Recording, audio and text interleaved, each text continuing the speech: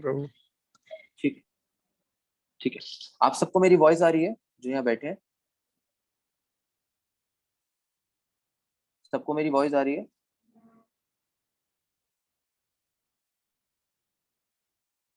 कोई microphone on करके बताएगा मेरी आवाज आ रही है सबको? ठीक है, ओके, ठीक है। तो टच योर सेल्फ, अपने आप को छूइए। ये तो आपकी चेस्ट है स्वरूप। टच योर सेल्फ, अपने आप को छूइए। Touch yourself. गौरंग, ये तो आपकी चीक है, ये तो आपका मुंह है। मयंक, ये तो आपका नेक है।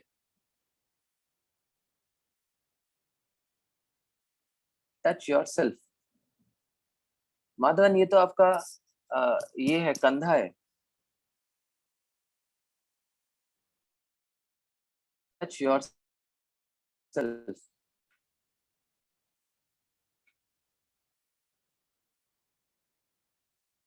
तो जब मैंने आपको बोला कि टच योर हैंड, अपने हाथ को छूइए, तो इसका मतलब क्या है कि आप और आपका हाथ दो अलग वस्तु।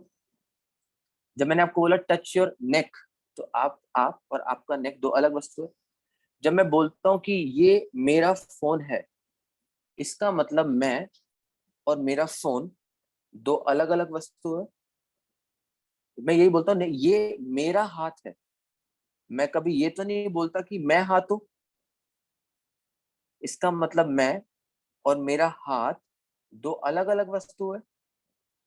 मैं बोलता हूँ ये मेरा सिर है, इसका मतलब मैं और मेरा सिर दो अलग अलग वस्तु है।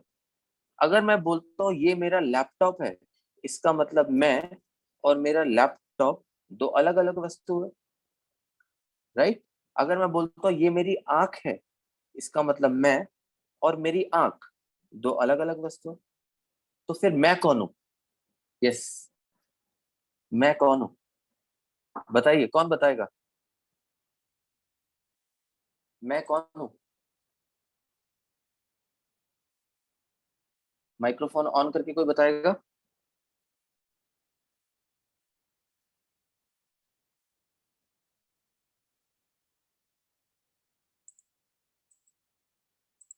यस, आत्मा। ओके, गौरव, आपका हैंड रेज, आप बताएंगे मैं कौन हूं? यस, देव ऋषि।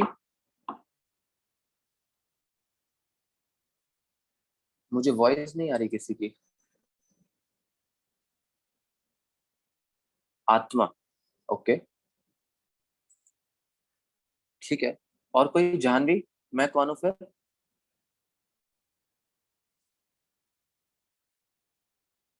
मैं कौन हूं? आत्मा। वेरी गुड, ठीक है, वेरी नाइस आंसर। तो हम लोग अगर इसको ध्यान से, इस एक्सरसाइज को रियलाइज करें या इस एक्सरसाइज को समझें। ओ सब, प्रभु जी सबको अनम्यूट। ओके ओके, एक्चुअली वो ओके ओके ओके, एक्चुअली एक मिनट रुको फिर।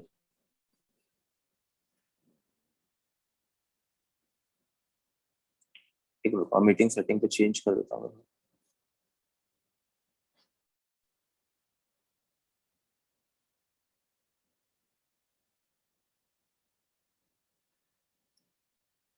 हम्म,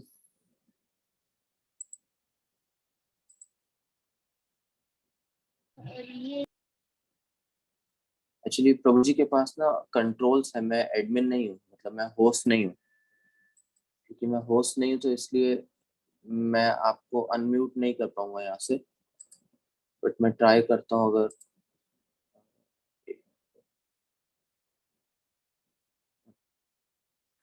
सिस्टम से।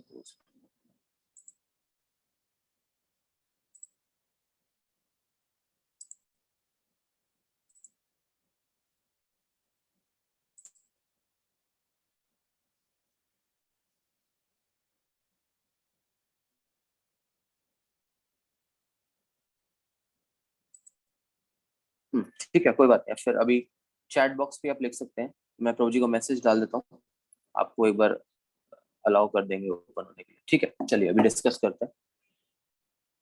हाँ, वो माइक ऑन नहीं होगा क्योंकि मीटिंग सेटिंग में उन्होंने सेटिंग कर रखा है ऐसा कि आप लोग माइक ऑन नहीं कर सकते।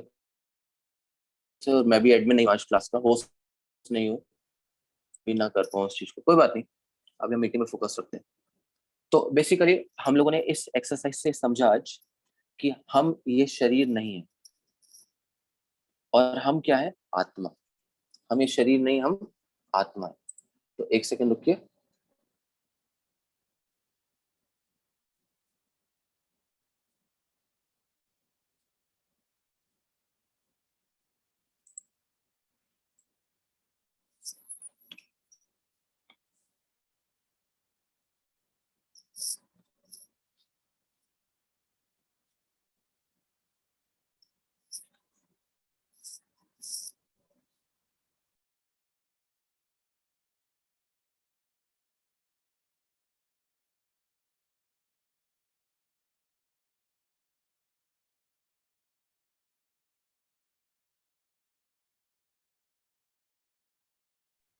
अभी आपको मेरी आवाज आ रही है?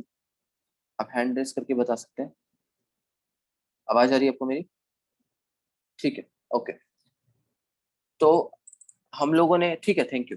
ओके, मैं जस्ट ट्राई कर रहा था कि मुझे अगर एक्सेस मिल जाए उसको, आपकी वॉइस को अनम्यूट करने का, बट वो हो नहीं रहा, कोई बात नहीं।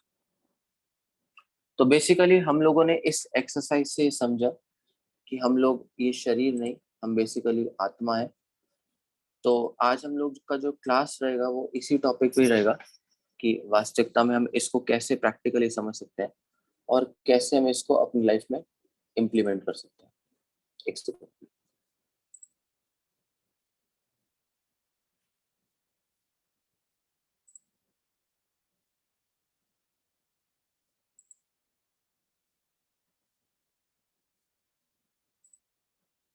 मैं अभी स्लाइड शेयर करूंगा, आप बताइएगा स्लाइड ओपन हो रहा है आपके साथ?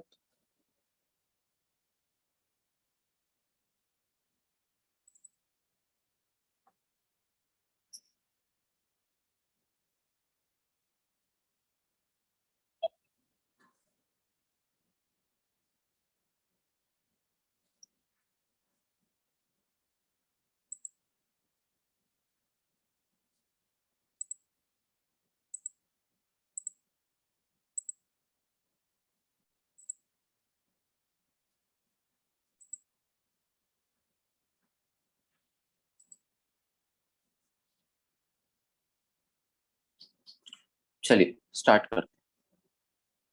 तो अभी हम लोगों ने एक्सरसाइज में देखा, जब मैंने आपको बोला कि ठीक है, ओके, वो प्रभु जी अब अर्जुन प्रभु आ गए हैं तो अपने आप हैंडल कर लेंगे, अभी उसका टेंशन नहीं लेते हम लोग, अभी सिर्फ क्लास पे फोकस करते हैं, बेटर रहेगा। जब मैंने आपको बोला कि टच योर हेड, तो आप लोगों ने अपने हेड को छुआ। जब मैंने आपको बोला टच योर हैंड, तो आप लोगों ने अपने हैंड को छुआ। जब मैंने आपको बोला टच योर लेग्स, तो आप लोगों ने अपने लेग्स को छुआ। और जब मैंने आप लोगों को बोला टच योर सेल्फ, अपने आप को छुए, तो हमने क्या देखा? कोई अपनी चेस्ट को छू रहा है, कोई अपनी चीक को छू रहा है, कोई अपने माथे को छू रहा है। तो इसका मतलब अगर मैं बोलता हूँ कि ये मेरा फोन है, तो मैं कभी ये नहीं बोलता कि मैं फोन हूं। अगर मैं बोल रहा हूँ ये मेरा फोन है, इसका मतलब मैं और मेरा फोन दो अलग अलग पर्सन। अगर मैं बोलता हूँ ये मेरा हाथ है, तो इसका मतलब मैं और मेरा हाथ दो अलग अलग वस्तु हैं, राइट। अगर मैं बोलता हूँ स्वरूप की ये मेरी शर्ट है, तो इसका मतलब मैं और मेरी शर्ट दो अलग अलग पर्सन, राइट। तो इसका मतलब अगर मैं बोलूं कि मैं शरीर हूं, तो इसका मतलब मैं और मेरा शरीर दो अलग अलग वस्तु। तो क्वेश्चन उठता है कि मैं कौन हूं? तो जैसा कि आप सबने आंसर दिया कि वास्तविकता में मैं कौन हूं, मैं आत्मा हूं। तो हम लोगों की जो रियल आइडेंटिफिकेशन है वो क्या है कि मैं बॉडी नहीं, मैं क्या हूं, मैं सोल हूं, राइट। जो इस शरीर के अंदर आत्मा रहती है वो मैं हूं। तो आज हम समझने का प्रयास करेंगे कि वास्तविकता में ये सोल का आइडेंटिफिकेशन क्या है। तो सोल जो है, जो आत्मा है, वो उसी प्रकार से जैसे एक गाड़ी के अंदर एक ड्राइवर होता है। दोबारा मैं बोल देता हूँ, आत्मा एक उसी भांति है जैसे एक गाड़ी के अंदर एक ड्राइवर है, राइट।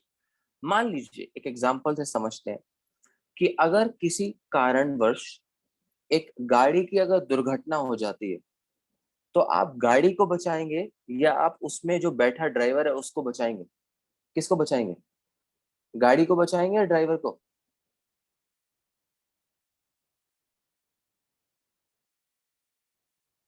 आप चैट बॉक्स में मैसेज लिख सकते हैं ड्राइवर को। Very good Janvi.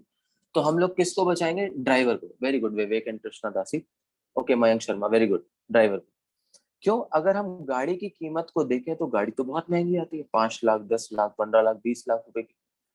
और उसके अंदर जो ड्राइवर बैठा है, शायद उसकी कोई इतना इंपॉर्टेंस ना भी हो, उसका इतना वैल्यू भी ना हो, बट फिर भी हम क्या करेंगे? ड्राइवर को बचाएंगे। क्यों? क्योंकि जब तक ड्राइवर होगा तो ऐसी बहुत सारी गाड़ियां हम खरीद सकते हैं, बट अगर ड्राइवर ही नहीं होगा तो उस गाड़ी का हम क्या करेंगे? राइट? तो इसका मतलब जब हम बात करते हैं अपने शरीर की, तो ये शरीर, ये जो बॉडी है, ये क्या है? एक गाड़ी है। और इसके अंदर जो आत्मा है वो क्या है? वो ड्राइवर है। राइट? तो अगर आपसे कोई पूछे कि ड्राइवर इंपॉर्टेंट है या गाड़ी इंपॉर्टेंट है, तो आप सब आंसर देंगे क्या इंपॉर्टेंट है? ड्राइवर इंपॉर्टेंट है। इसी तरह से हमारी बॉडी और सोल में से जो इंपॉर्टेंट वस्तु है वो क्या है? हमारी सोल है। अब मुझे कैसे पता लगेगा इस बात का कैसे इंपॉर्टेंट है? क्योंकि जब तक बॉडी के अंदर सोल होती है तब तक बॉडी के अंदर कॉमन सेंस होती है। और जैसी बॉडी के अंदर से सोल चली जाती है, बॉडी के अंदर से जो कॉमन सेंस होता है वो खत्म हो जाता है। राइट? जैसे हम लोग देखते हैं, आप सब अभी तो छोटे हैं, मे भी शायद आपने कभी देखा हो कि अगर कोई व्यक्ति एक्सपायर हो जाता है या कभी कोई अपनी बॉडी लेफ्ट कर देता है या कभी कोई मर जाता है, तो हम क्या बोलते हैं? कि वो चला गया, वो चला गया, वो मर गया। बट अगर आप थोड़ा सा सोचेंगे तो व्यक्ति तो वही लेटा हुआ है। वही एक नाक, दो कान, दो आंख, वो इतना बड़ा शरीर, वो सब कुछ तो वही है। तो फिर हम कैसे बोल रहे हैं कि वो चला गया? तो अगर आपसे कोई पूछे या आप किसी से पूछो कि पापा आप बोल रहे हो, मम्मी आप बोल रहे हो चला गया, आपसे पूछो कौन गया, बोलेंगे कि बेटा आत्मा जो है चली गई। तो इसका मतलब जब तक शरीर जीवित रहता है तब तक उस शरीर के अंदर आत्मा होती है। और जैसे ही शरीर मृत हो जाता है तो उस शरीर में से आत्मा चली जाती है। जिस प्रकार से एक गाड़ी के अंदर जब तक ड्राइवर रहता है तब तक गाड़ी चलती है, जैसे ही उस शरीर, उस गाड़ी में से ड्राइवर चला जाता है तो जो गाड़ी होती है वो चलना बंद कर देती है। राइट? तो इसी प्रकार से इस शरीर और इस आत्मा में जो सबसे इंपॉर्टेंट वस्तु है वो क्या है? आत्मा। तो जब तक शरीर के अंदर आत्मा रहती है तब तक इस शरीर के अंदर कॉमन सेंस होती है। दूसरा जो सिम्टम है शरीर के अंदर आत्मा के होने का वो है चेतना, कॉन्शियसनेस। इसको हम बहुत प्रैक्टिकल एग्जांपल से समझते हैं कि मान लीजिए कि जैसे अभी आपके वहां एरिया में कोई डॉग होगा या कोई भी एनिमल होगा। अगर आप उस एनिमल को हल्की सी पिन भी चुभाएंगे तो इमिडिएटली वो क्या करेगा? आपके ऊपर बाग करेगा या आपके ऊपर शाउट करेगा। बट वही अगर एनिमल मरा होगा, अगर आप उसको कुछ भी हार्म पहुंचाएंगे तो रिप्लाई नहीं करेगा आपको। क्यों? क्योंकि उसमें कॉन्शियसनेस नहीं, उसके अंदर चेतना नहीं। तो जब तक शरीर के अंदर आत्मा होती है तब तक शरीर के अंदर चेतना होती है। और जैसे ही शरीर में से आत्मा बाहर निकल जाती है शरीर में चेतना खत्म हो जाती है। जैसे आप लोगों ने देखा होगा कि कई बार जब कोई व्यक्ति शरीर को छोड़ देता है या मर जाता है तो हम क्या करते हैं? उसकी बॉडी को जला देते हैं।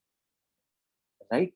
अब अभी अभी अगर जब हम इस प्रेजेंट सिचुएशन में जिंदा में हैं, अगर हमें हल्की सी आग भी टच करती है, हल्का सा फायर भी टच करता है, तो हम इमीडिएटली भिनक उठते हैं। हाथ जल गया, हाथ जल गया, शरीर जल गया, बॉडी जल गया। और जैसे ही उस व्यक्ति की डेथ होती है तो उस व्यक्ति को जला दिया जाता है और उसको तब कोई भी पेन नहीं होता। राइट? तो इसका मतलब जब तक शरीर के अंदर आत्मा होता है तब तक शरीर के अंदर चेतना होता है, कॉन्शियसनेस होती है। और जैसे ही शरीर में से आत्मा चली जाती है वैसे ही शरीर के अंदर से जो चेतना है वो चली जाती है। राइट? तो इसका मतलब शरीर के अंदर आत्मा के होने के दो प्रमाण है, दो प्रूफ है। पहला क्या प्रूफ है? कि उस शरीर के अंदर कॉन्शियसनेस होती है। और दूसरा प्रूफ ये है कि उस शरीर के अंदर कॉमन सेंस होती है। तो हम कैसे समझ सकते हैं? कॉमन सेंस का मतलब है कि व्यक्ति सर्दी गर्मी धूप को सहन कर पाता है या उसको बर्दाश्त कर पाता है, उसको समझ पाता है। और कॉन्शियसनेस का प्रूफ क्या है? कि जब शरीर के अंदर आत्मा होती है तो सुख दुख को देख पाता है या समझ पाता है। तो ये दो प्रूफ है शरीर के अंदर आत्मा होने के। और जैसे ही शरीर में से आत्मा चली जाती है तो ये दोनों के दोनों जो प्रूफ है वो खत्म हो जाते हैं। राइट? तो ये बात हम लोग को ये समझाती है कि किस तरीके से एक शरीर के अंदर आत्मा रहती है। जैसे अब इस चित्र को आप लोगों ने गीता के अंदर देखा होगा। आपकी आज जो भी एज है, आप में से कहीं हो सकता है 10 ईयर ओल्ड हो, कोई 15 ईयर ओल्ड हो, कोई 20 ईयर ओल्ड हो। आज जब आप अपने बचपन का फोटो देखते हैं तो आप फोटो देखते ही क्या बोलते हैं? ओ मम्मी, ओ पापा, ये मैं हूं। ऐसे ही बोलते हैं। बट अगर आप उस फोटो से अपने आप को आज कंपेयर करेंगे तो क्या आप वैसे ही दिखते हैं? आप अपने छोटे से बचपन की फोटो उठा के देखिए जब 1-2 साल के थे, और आज अपने 10 साल की फोटो उठा के देखिए, तो इसका मतलब उस फोटो में और आज की फोटो में बहुत फर्क दिखेगा। बट फिर भी उस फोटो को आप देख के क्या बोलते हैं? हाँ, मैं ही हूँ, ये फोटो मेरा ही है बचपन का। राइट? तो इस तरह से हम इस पिक्चर में देख सकते हैं कि किस फॉर्म में हम लोगों का जो बॉडी है वो चेंज हो रहा है। सबसे पहले हम बहुत छोटे थे, फिर थोड़ा सा बड़े हुए, फिर और बड़े हुए, फिर और बड़े हुए, और बढ़ते बढ़ते बढ़ते बढ़ते हम फाइनली ओल्ड एज में आ जाते हैं। बट हमारे अंदर जो वो सोल है वो सेम ही रहता है। जो चेंज हो रहा है वो क्या है? बॉडी चेंज हो रहा है। तो इसका मतलब जब तक बॉडी के अंदर सोल रहता है तब तक बॉडी चेंज होती है, बट सोल कभी भी चेंज नहीं होती। आप इसको प्रैक्टिकल एग्जांपल से आप इसको प्रैक्टिकल एग्जांपल से देख सकते हैं कि आप जब बचपन का फोटो देखते हैं तो आप क्या बोलते हैं? ओ मम्मी, ये मेरी फोटो है। ऐसा ही बोलते हैं ना, मेरी फोटो है। राइट? तो इसका मतलब हम लोगों का जो बॉडी है वो चेंज होता है, बट हम लोगों का जो सोल है वो चेंज नहीं होता। तो हमारा जो सोल है वो कहाँ रहता है? हमारी जो आत्मा है वो हमारे शरीर के अंदर रहती है, हृदय के अंदर, हार्ट के अंदर। हमारा जो सोल है वो रिजाइड करता है, रहता है। आप में से शायद सबने पढ़ा होगा या देखा होगा कि जैसे कोई व्यक्ति मर जाता है या उसकी बॉडी खत्म हो जाती है तो हम क्या चेक करते हैं? उसकी हार्ट बीट चेक करते हैं कि क्या उसका हृदय चल रहा है या नहीं चल रहा। अगर उसका हार्ट बीट चल रहा होता है तो हम बोलते हैं हाँ, ये जीवित है। और अगर उसका हार्ट बीट बंद हो जाता है तो हम क्या बोलते हैं? ये जीवित नहीं है, वो मर गया। और आप ऐसा भी देख सकते हैं, शायद आपने एक्सपीरियंस करा होगा, कि अभी जो हमारे ब्लड का कलर है वो रेड है, लाल कलर का हमारा खून है। बट कोई व्यक्ति मर जाता है तो उसके जो ब्लड का कलर होता है वो येलो हो जाता है, पीला कलर हो जाता है। क्यों? क्योंकि हमारे हार्ट के थ्रू हमारे पूरे बॉडी के अंदर जो है ब्लड का फ्लो हो रहा है। और जैसे ही हार्ट पंप करना बंद कर देता है तो ब्लड का फ्लो होना बंद हो जाता है, जिसकी वजह से हमारी जो बॉडी या ब्लड का कलर होता है वो चेंज हो जाता है। राइट? और भी किसी को मेरी आवाज नहीं आ रही?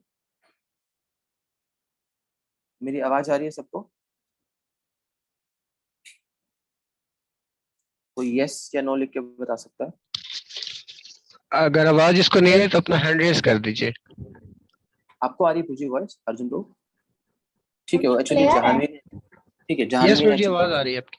ठीक यहाँ तक ठीक तो आ रही, ठीक कुछ कई है, जगह पे ना नेटवर्क की प्रॉब्लम है। जिनको आवाज नहीं जा रही वो डिस्कनेक्ट करके दोबारा ज्वाइन कर लीजिए एक दफा। ठीक है। वो एक्चुअली जहानवी ने मैसेज लिखा था कि आवाज नहीं आती इसलिए। ठीक है। तो जब तक हम लोगों की बॉडी के अंदर सोल होता है तब तक हम प्रॉपरली फंक्शनिंग कर पाते हैं, तब तक हम प्रॉपरली काम कर पाते हैं। बट जैसी बॉडी के अंदर से सोल निकल जाता है तो हमारा जो बॉडी है वो डेड हो जाता है या इनएक्टिव हो जाता है। जैसे आप लोगों ने देखा होगा कहीं हमारे आसपास कई बार जो एनिमल्स होते हैं, बर्ड्स होते हैं, वो अपनी बॉडी को लेफ्ट कर देते हैं, अपनी शरीर को त्याग देते हैं या मर जाते हैं। तो हम क्या करते हैं? उनकी बॉडी को थ्रो कर देते हैं या उनकी बॉडी को जला देते हैं। जब तक वो एनिमल या बर्ड हवा में उड़ रहा होता है या जमीन पे चल रहा होता है तो हमें बड़ा अच्छा लगता है। बट जैसे ही उसके शरीर में से वो आत्मा निकल जाती है तो हम उसको डिस्पोज कर देते हैं। तो इसका मतलब आत्मा और शरीर में से जो इम्पोर्टेंट है वो क्या है? आत्मा। राइट? तो कई चीजें कई बार ऐसे लोग बोलते हैं कि आत्मा अगर वास्तविकता में है तो हमें दिखती क्यों नहीं है। तो इस नेचर के अंदर बहुत सारी ऐसी चीजें हैं जो वास्तविकता में हैं बट दिखती नहीं है। आप में से किस किसने हवा को देखा है? कोई ऐसा है जिसने हवा को देखा हो? हैंड रेस करके कोई बताएगा मेरे आप में से? बट हवा है ना, ऑक्सीजन है ना। तो इसी तरह से बहुत सारी ऐसी चीजें होती हैं जो दिखती नहीं है बट एक्चुअली में एग्जिस्ट करती हैं, एक्चुअली में एग्जिस्ट करती हैं। तो इसी तरह से आत्मा, वो शायद हमें ना दिखे बट वास्तविकता में आत्मा एग्जिस्ट करती है, राइट। तो अब तक हम लोगों ने समझा, जितना अब तक हम लोगों ने पढ़ाई करी, तो हम लोगों ने ये समझने का प्रयास करा कि हम लोग वास्तविकता में शरीर नहीं, हम आत्मा है। तो इसको हम कैसे समझ सकते हैं? जैसे एक गाड़ी के अंदर एक ड्राइवर होता है, तो जब तक गाड़ी के अंदर ड्राइवर रहता है तब तक गाड़ी चल पाती है, और जैसे ही गाड़ी में से ड्राइवर चला जाता है तो गाड़ी नहीं चल पाती। तो ऐसे ये जो हमारा शरीर है, ये वास्तविकता में गाड़ी की तरह, और इसके अंदर जो बैठा हुआ आत्मा है, वो जो शरीर है वो गाड़ी की तरह है, और इसके अंदर बैठा हुआ आत्मा ड्राइवर की तरह है। तो जब तक ड्राइवर होगा तब तक गाड़ी चलेगी, और जैसे ही ड्राइवर मर जाएगा तो गाड़ी चलना बंद हो जाएगी, राइट। और हम लोगों ने देखा कि आत्मा का होने का प्रूफ क्या है? जब तक शरीर के अंदर आत्मा होती है तब तक कॉमन सेंस होती है, हम सर्दी गर्मी को एक्सपीरियंस कर सकते हैं। जब तक शरीर के अंदर आत्मा होती है तब तक चेतना होती है, कॉन्शियसनेस होती है। जैसे अगर हमें कोई सुई चुभाए तो हमें दर्द होगा, बट अगर कोई मरे हुए व्यक्ति को सुई चुभाए तो उसको कोई दर्द ही नहीं होगा। क्यों? क्योंकि वो मर चुका है, उसमें वो चेतना नहीं है, राइट। तो अब तक हम लोगों ने इस पे डिस्कशन करा। तो अब हम बेसिक समझेंगे, बहुत बहुत बेसिक शास्त्रों के, भागवत गीता के बहुत बेसिक्स पे हम लोग डिस्कशन करेंगे, ताकि आप जो है आप इसको प्रैक्टिकल अपनी लाइफ में यूज कर सकें। तो जब हम स्कूल के अंदर जाते हैं तो स्कूल के अंदर हमें सबसे पहले जो सिखाया जाता है वो ABCD सिखाई जाती है, राइट। तो ऐसे जब हम भक्ति के अंदर आते हैं तो भक्ति के अंदर भी हमें ABCD सीखनी चाहिए। तो भक्ति की ABCD होती है, ए का मतलब होता है एसोसिएशन, बी का मतलब होता है बुक्स, सी का मतलब होता है चैंटिंग, और डी का मतलब होता है diet. A for association, B for books, C for chanting, and D for diet. तो अब हम इसके ऊपर थोड़ा चर्चा कर लेते हैं। तो एसोसिएशन का मतलब होता है भक्तों का संग करना।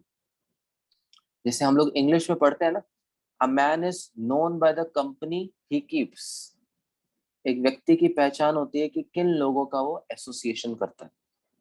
एक इंग्लिश में सेइंग आती है कि आप मुझे बता दो आप किन लोगों के साथ बैठते हो, मैं आपको बता दूंगा कि आप कैसे हो, राइट। तो और फिर एक और कहावत आती है कि जैसा संग वैसा रंग। तो व्यक्ति जिनका संग करता है, जिनका एसोसिएशन करता है, वैसे ही बन जाता है। अगर आप अच्छे भक्तों का एसोसिएशन करोगे, अच्छे लोगों का संग करोगे, तो आप सब अच्छे बन जाओगे। आप वैसे ही सब अच्छे हैं, सब भक्त हैं। और अगर आप उन्नत भक्तों का संग करोगे तो आप उन्नत भक्त बन जाओगे। अगर आप इंटेलिजेंट स्टूडेंट्स का एसोसिएशन करोगे तो आप इंटेलिजेंट बन जाओगे। तो एसोसिएशन जो है वो मेरी लाइफ में एक बहुत बड़ा रोल प्ले करता है, बहुत बड़ा रोल प्ले करता है हमारी लाइफ में एसोसिएशन। फिर आता है बुक्स, बी फॉर बुक्स। तो हम शिला प्रभुपाद जी की बुक्स को पढ़ सकते हैं। हमें डेली प्रयास करना चाहिए कि हम भागवत गीता का एक श्लोक पढ़ें, भागवतम का एक श्लोक पढ़ें, एटलीस्ट एक श्लोक भागवत गीता का जरूर पढ़ें हम लोग। और फिर अभी हम सेशन के एंड में आपको बताएंगे कि आप सब कैसे चैंटिंग कर सकते हैं, भगवान का नाम ले सकते हैं। और डी फॉर डाइट मतलब प्रसाद। आप सब प्रसाद तो खाते ही होंगे, तभी तो आप इतने सब खुश रहते हैं। तो डी का मतलब डाइट। और हम क्या कर सकते हैं भक्ति के अंदर? हम एक छोटा सा भगवान का ऑल्टर बना सकते हैं। जब प्रभुपाद जी बहुत छोटे से थे, बहुत छोटे से थे, तो प्रभुपाद जी के फादर ने प्रभुपाद जी को एक रथ यात्रा में जगन्नाथ बलदेव सुभद्रा गिफ्ट करे थे। और शिला प्रभुपाद जी थे जो थे, वो बचपन से क्या करते थे? रथ यात्रा करा करते थे। और आज देख सकते हैं कि पाकिस्तान के अंदर कितना सुंदर रथ यात्रा होता है। तो इसका शुरुआत शिला प्रभुपाद जी ने अपने बचपन से प्रारंभ करा, राइट। आप कितने सुंदर तरीके से, मैंने देखा आप लोगों का वीडियो कि किस प्रकार से आप पाकिस्तान के अंदर अभी रथ यात्रा मना रहे थे। तो आप अल्टर बना सकते हैं। और भगवान गीता के अंदर बोलते हैं कि कोई मुझे प्रेम से एक पत्ता, एक लीफ, एक फ्लावर, एक फूल, एक फ्रूट और एक पानी भी अर्पित करता है तो उसको मैं स्वीकार करता हूँ। तो ये बहुत छोटी सी चीजें हैं, आप यहाँ देख सकते हैं येलो के अंदर लिखा हुआ है, if one offers me with love and devotion a leaf, flower, fruit और water, I will accept it. तो हम लोगों को हैबिट बनाना चाहिए अपनी लाइफ के अंदर कि हम कुछ ना कुछ भगवान को जरूर अर्पण करें। तो आप कुछ भी कर सकते हैं, जैसे आप गार्डन में गए, एक पत्ता तोड़कर लेकर आ गए और भगवान को ऑफर कर दिया, घर में तुलसी को तोड़ा और भगवान को ऑफर कर दिया, पानी भगवान को ऑफर कर सकते हैं, फ्रूट भगवान को ऑफर कर सकते हैं, आपके गार्डन में अगर फ्लावर आते हैं तो भगवान को ऑफर कर सकते हैं। बहुत सिंपल है भक्ति। और फिर आप लोग शिला प्रभुपाद जी की इतनी सारी उर्दू लैंग्वेज में बुक्स अवेलेबल है, हिंदी, इंग्लिश, तो जो भी आपको लैंग्वेज अच्छा लगता है आप उस लैंग्वेज में शिला प्रभुपाद जी की बुक्स को भी पढ़ सकते हैं, राइट। ये सारी बुक्स इस्कॉन के अंदर अवेलेबल।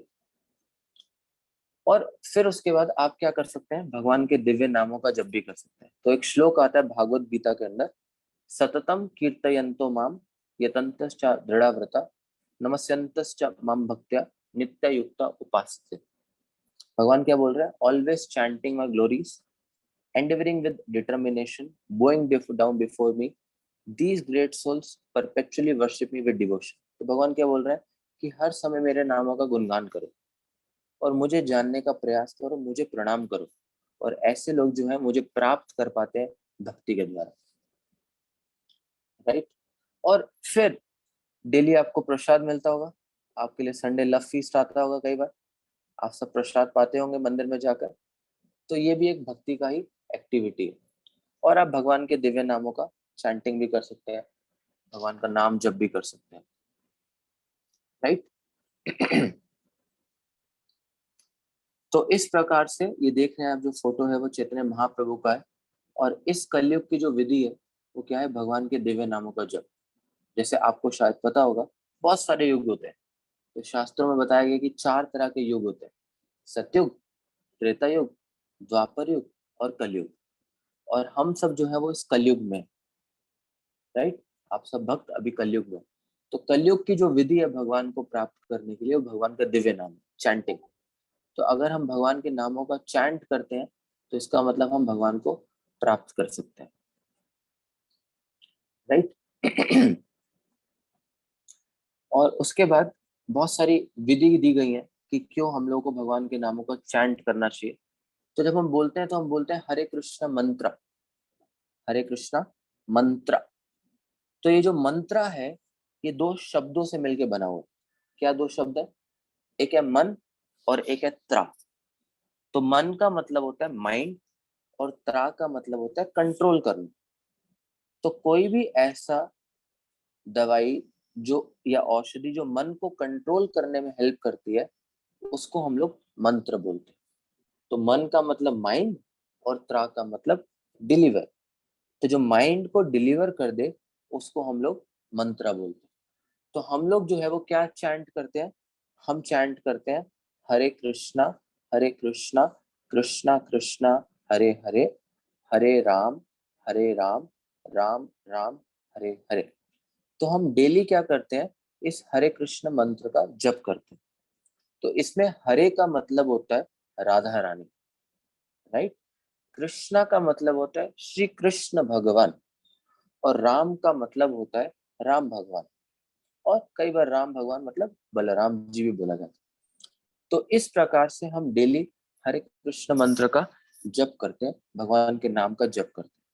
अब इससे क्या होगा, जप करने से, इस जप करने से क्या होगा, हमारे लाइफ के अंदर जितनी भी इनऑस्पिशियसनेस है वो सब की सब दूर हो जाएगी।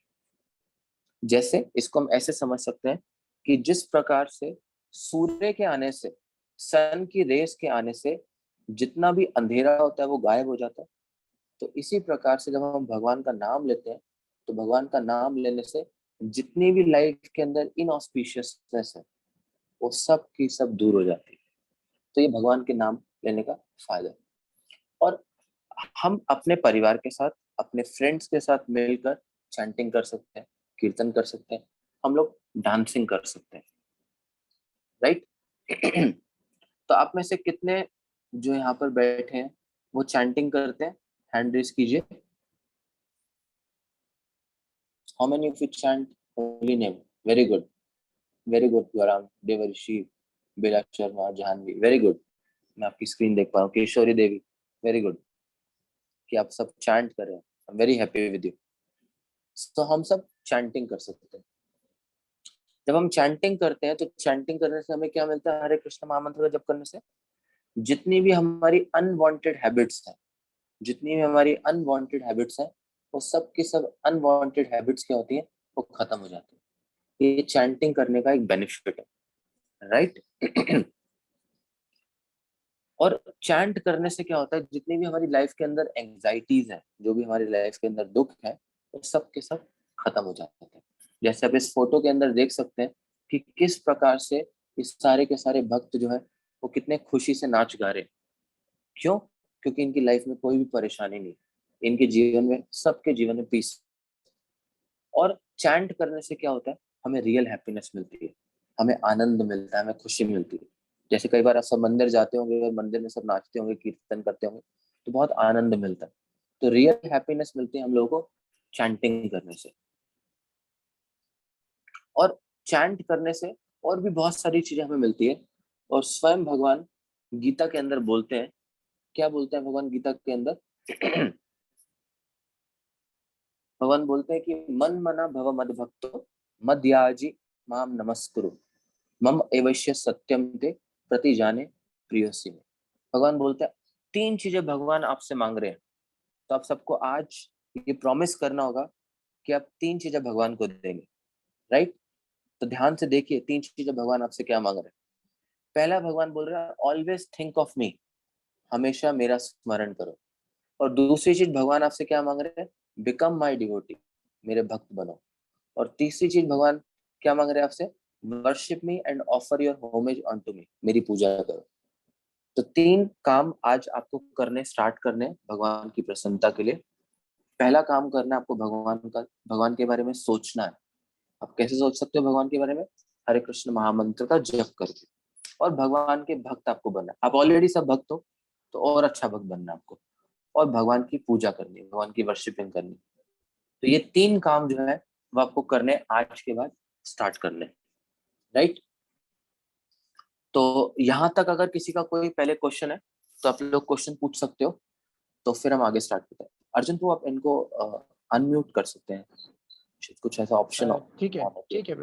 अच्छा, तो आप सब हैंड रेस करके आपका यहाँ तक अगर कोई क्वेश्चन है तो आप पहले पूछ सकते हैं, फिर हम सेशन आगे बढ़ाएंगे। जो भी है। यस यस दुर्गेश्वरी, मैं इसको स्टॉप कर देता हूँ ताकि मैं आपको ध्यान से देख पाऊँ अभी। यस, हम दोनों साथ हो गए। हरे कृष्ण। हरे कृष्णा। देव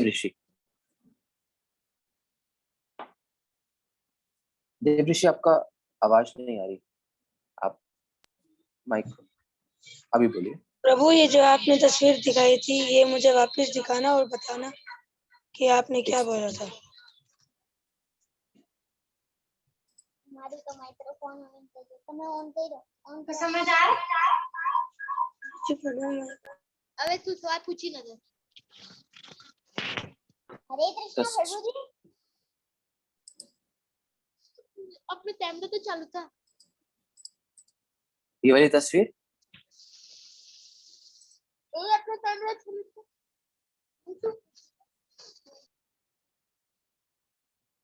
कौन सी तस्वीर देवऋषि?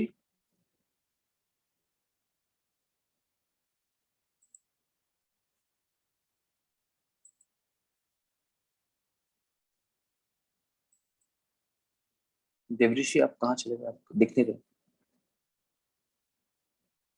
ठीक है, शायद आप देवऋषि बता देना कौन सी तस्वीर आप बोल रहे हैं। यस किशोरी, आपका क्या क्वेश्चन है? नेट नहीं अलाउ जो। प्रभु जी आपने अभी तो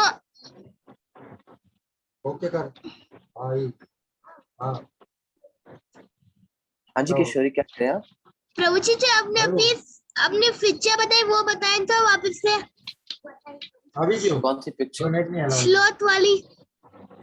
श्लोक वाली, ओके। पहले मैं पूछा फिर ये वाली मन मना भव मत भक्तो, ये आप इसका स्क्रीनशॉट भी ले सकते हैं।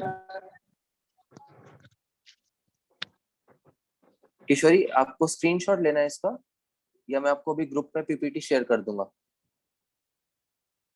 ठीक है, जी प्रभु, ये बेहतर रहेगा। यस प्रभु जी। ठीक, मैं अभी शेयर कर देता हूँ क्लास के बाद। ओके, और यहाँ मैं देख पा रहा हूँ, अमन आपका कोई क्वेश्चन है? आपका हैंड रेस था अभी।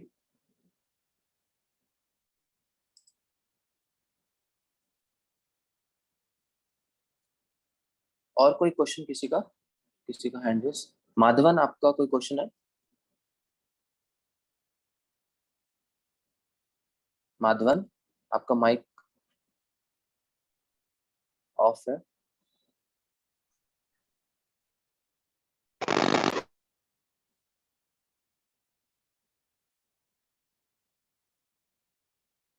ठीक है माधवन, आप मुझे मैसेज कर दीजिएगा, जो टेक्स्ट कर दीजिएगा। माधवन, आप मैं आपको भेज रहा हूँ रिक्वेस्ट, आप उस बटन को क्लिक कर दीजिए, वहां से आप अनम्यूट हो जाएंगे।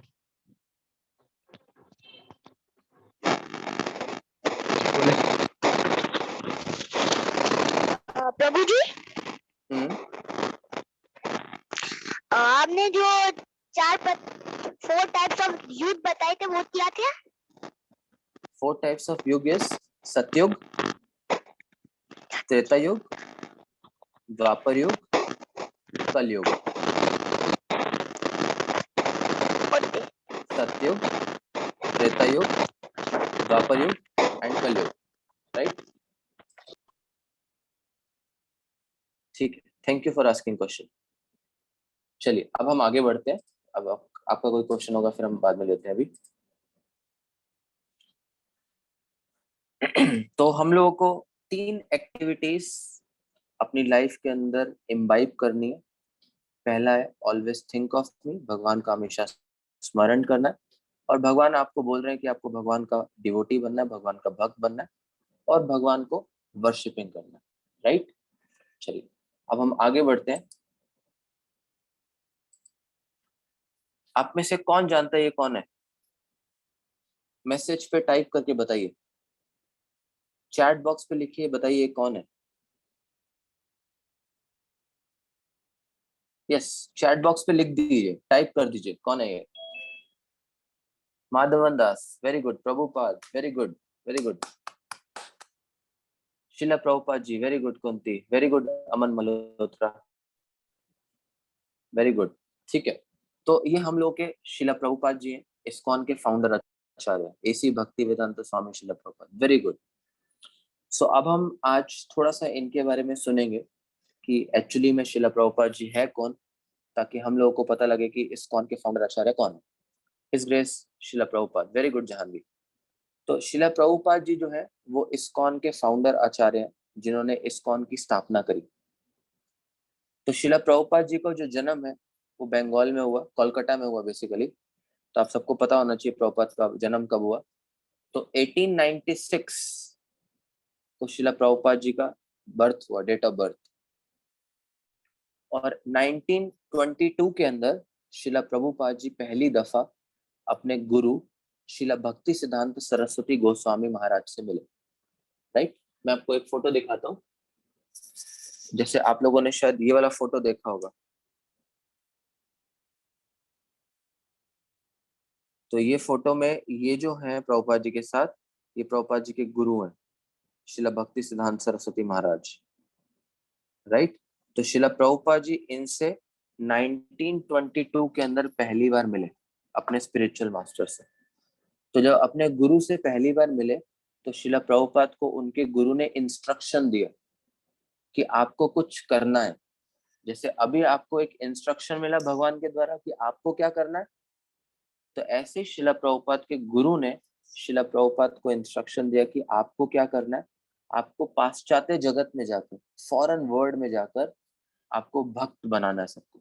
और अभी जो हम लोगों ने फोटोज देखी, ये सारी की सारी, ये सब कौन है? ये सब विदेशी हैं। तो इन सब विदेशियों को भक्त किसने बनाया? शिला प्रभुपाद जी ने। क्यों भक्त बनाया? क्योंकि इनके गुरु ने इनको बोला था। तो सब विदेशियों को भक्त बनाने वाला का जो श्रेय जाता है वो सिर्फ और सिर्फ शिला प्रभुपाद जी को जाता है। तो सारे के सारे विदेशियों को प्रभुपाद जी ने भक्त बना दिया, राइट? क्यों भक्त बनाया? क्योंकि अभी हम लोगों ने देखा कि भगवान गीता के अंदर क्या बोल रहे हैं बिकम माय डिवोटी। तो इन सबको डिवोटी किसने बनाया?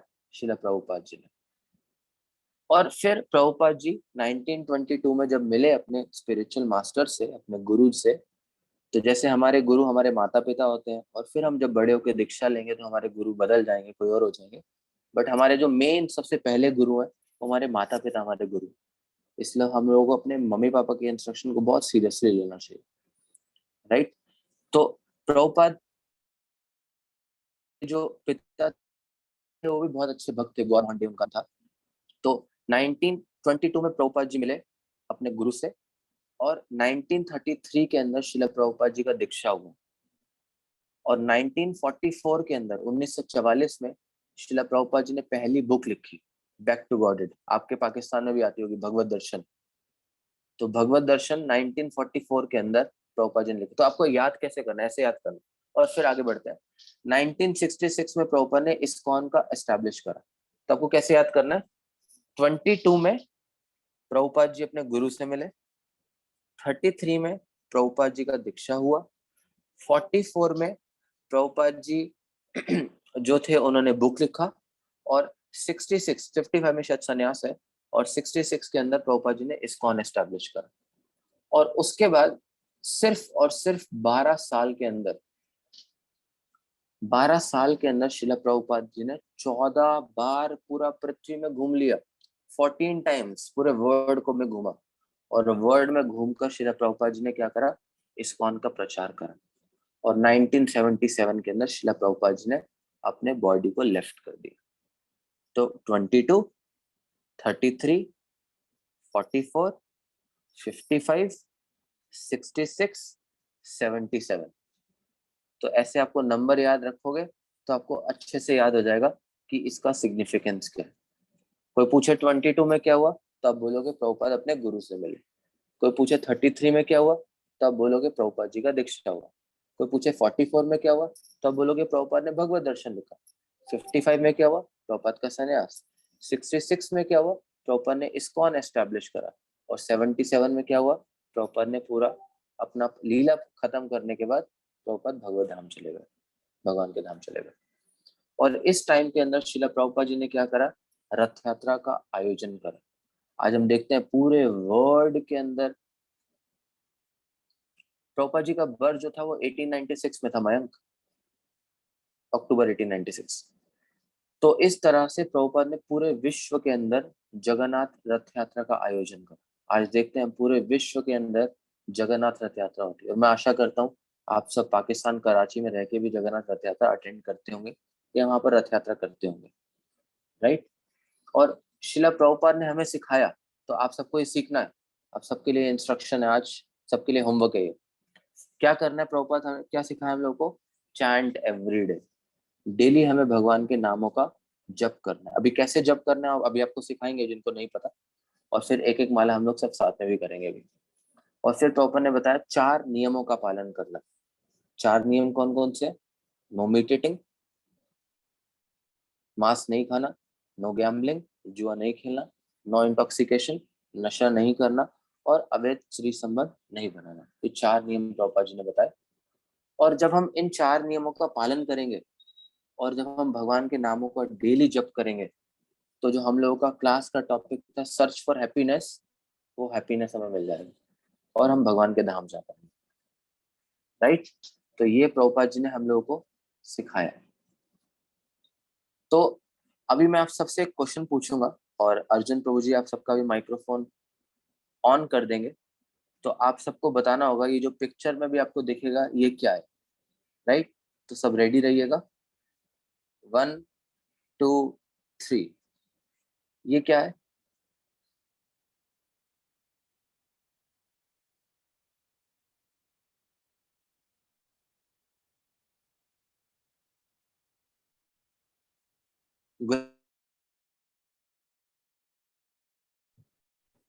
रसगुल्ला। Rasgulla, very good. किशोरी इतना रसगुल्ला प्रभु। enthusiasm से बोल रही किशोरी को टेस्ट आ गया हरे रसगुल्ले कृष्णा का। प्रभु, रसगुल्ला। तो ये रसगुल्ला है। अगर मैं छमछम है आपसे प्रभु। पूछूं, छमछम नहीं, ये रसगुल्ला है। तो अगर मैं आपसे पूछूं कि प्रभु जी रसगुल्ला। तो आप क्या क्या बताएंगे? प्रभु जी रसगुल्ला ही। प्रभु जी रसगुल्ला। प्रभु जी रसगुल्ला। रसगुल्ला। रसगुल्ला। ओके रसगुल्ला। रसगुल्ला। तो रसगुल्ले का रसगुल्ला। टेस्ट प्रभु जी हरे कृष्णा। प्रभु जी रसगुल्ला। ठीक है। ओके, तो अगर मैं आपसे पूछूं कि रसगुल्ले का टेस्ट कैसा होता है तो आप क्या बोलेंगे? प्रभु मीठा। ये तो उसका नेचर है। टेस्ट कैसा होता है? मिठास तो उसका नेचर है, टेस्ट पूछ रहा हूं मैं, टेस्ट। अच्छा अमेजिंग। टेस्ट कैसा होता है? मजेदार। किशोरी कह रही है थम्स अप करके अच्छा होता है। तो नेचर जो नेचर है वो इसका सॉफ्ट एंड स्वीटी है। टेस्ट क्या होता है? टेस्ट तो तभी पता लगेगा ना जब चखेंगे, तो जल्दी लाओ मारना। चख के तो पता लगेगा ना टेस्ट कैसा होगा, और राइट? तो इसी तरह से पैसे दो जल्दी से। किसी का माइक्रोफोन ऑन है, अभी बंद कर लीजिए इसको। अर्जुन दा। तो जो रसगुल्ले का टेस्ट है वो मीठा होता है, बट उसका जो नेचर है वो उसका मीठा होता है, बट टेस्ट तो तभी पता लगेगा ना जब हम उसको चखेंगे, राइट? हो सकता है कड़वा हो, वो तो टेस्ट करके ही पता लगेगा ना। तो इसी प्रकार से जो भक्ति है ये भी ऐसी है। तो जब तक हम इस भक्ति को टेस्ट नहीं करेंगे तब तक हम एक्चुअली में समझ नहीं पाएंगे कि भक्ति कैसी है। तो इसलिए सबसे इंपॉर्टेंट है कि जो भी हम लोगों ने इन 3 दिन के अंदर सीखा है हम उसको समझें, उसको एक्सपीरियंस करें। कैसे एक्सपीरियंस करेंगे? उसको समझ के, उसको अप्लाई करके। तो अब मैं जल्दी से एक बार क्विकली रिकॉल कर लेता हूँ कि आप अब आज हम लोगों ने क्या सीखा, क्या पढ़ा, ताकि आप लोग को रिमाइंड हो जाए। तो आज हम लोगों ने सेशन की शुरुआत करी थी किस चीज से? ये समझने से कि वास्तविकता में मैं कौन हूँ, हु एम आई। तो हम लोगों ने सबसे पहले एक एक्सरसाइज से सीखा कि ये मेरा सिर है, ये मेरा हाथ है, और ये मेरा टांगे हैं, और ये मेरा शरीर है। तो मैंने आपसे पूछा मैं कौन हूँ, तो हमें नहीं पता था मैं कौन हूँ। तो हम लोगों ने फिर एक्सरसाइज से समझा, जैसे अगर आप एक हेडफोन यूज कर रहे हैं तो आप क्या बोलते हो? ये मेरे हेडफोन है। आप ये नहीं बोलते मैं हेडफोन हूँ, आप बोलते हैं ये मेरा हाथ है। आप ये नहीं बोलते मैं हाथ हूँ। ये मेरा सिर है, आप ये नहीं बोलते मैं सिर हूँ। तो फिर क्वेश्चन आता है मैं कौन हूँ? तो हम लोगों ने समझा कि वास्तविकता में मैं क्या हूँ? मैं आत्मा हूँ, राइट? मैं आत्मा हूँ। हम लोगों ने आज ये समझा। तो आत्मा के होने के हम लोगों ने 2 प्रमाण देखे, एक था कॉन्शियसनेस और एक था कॉमन सेंस।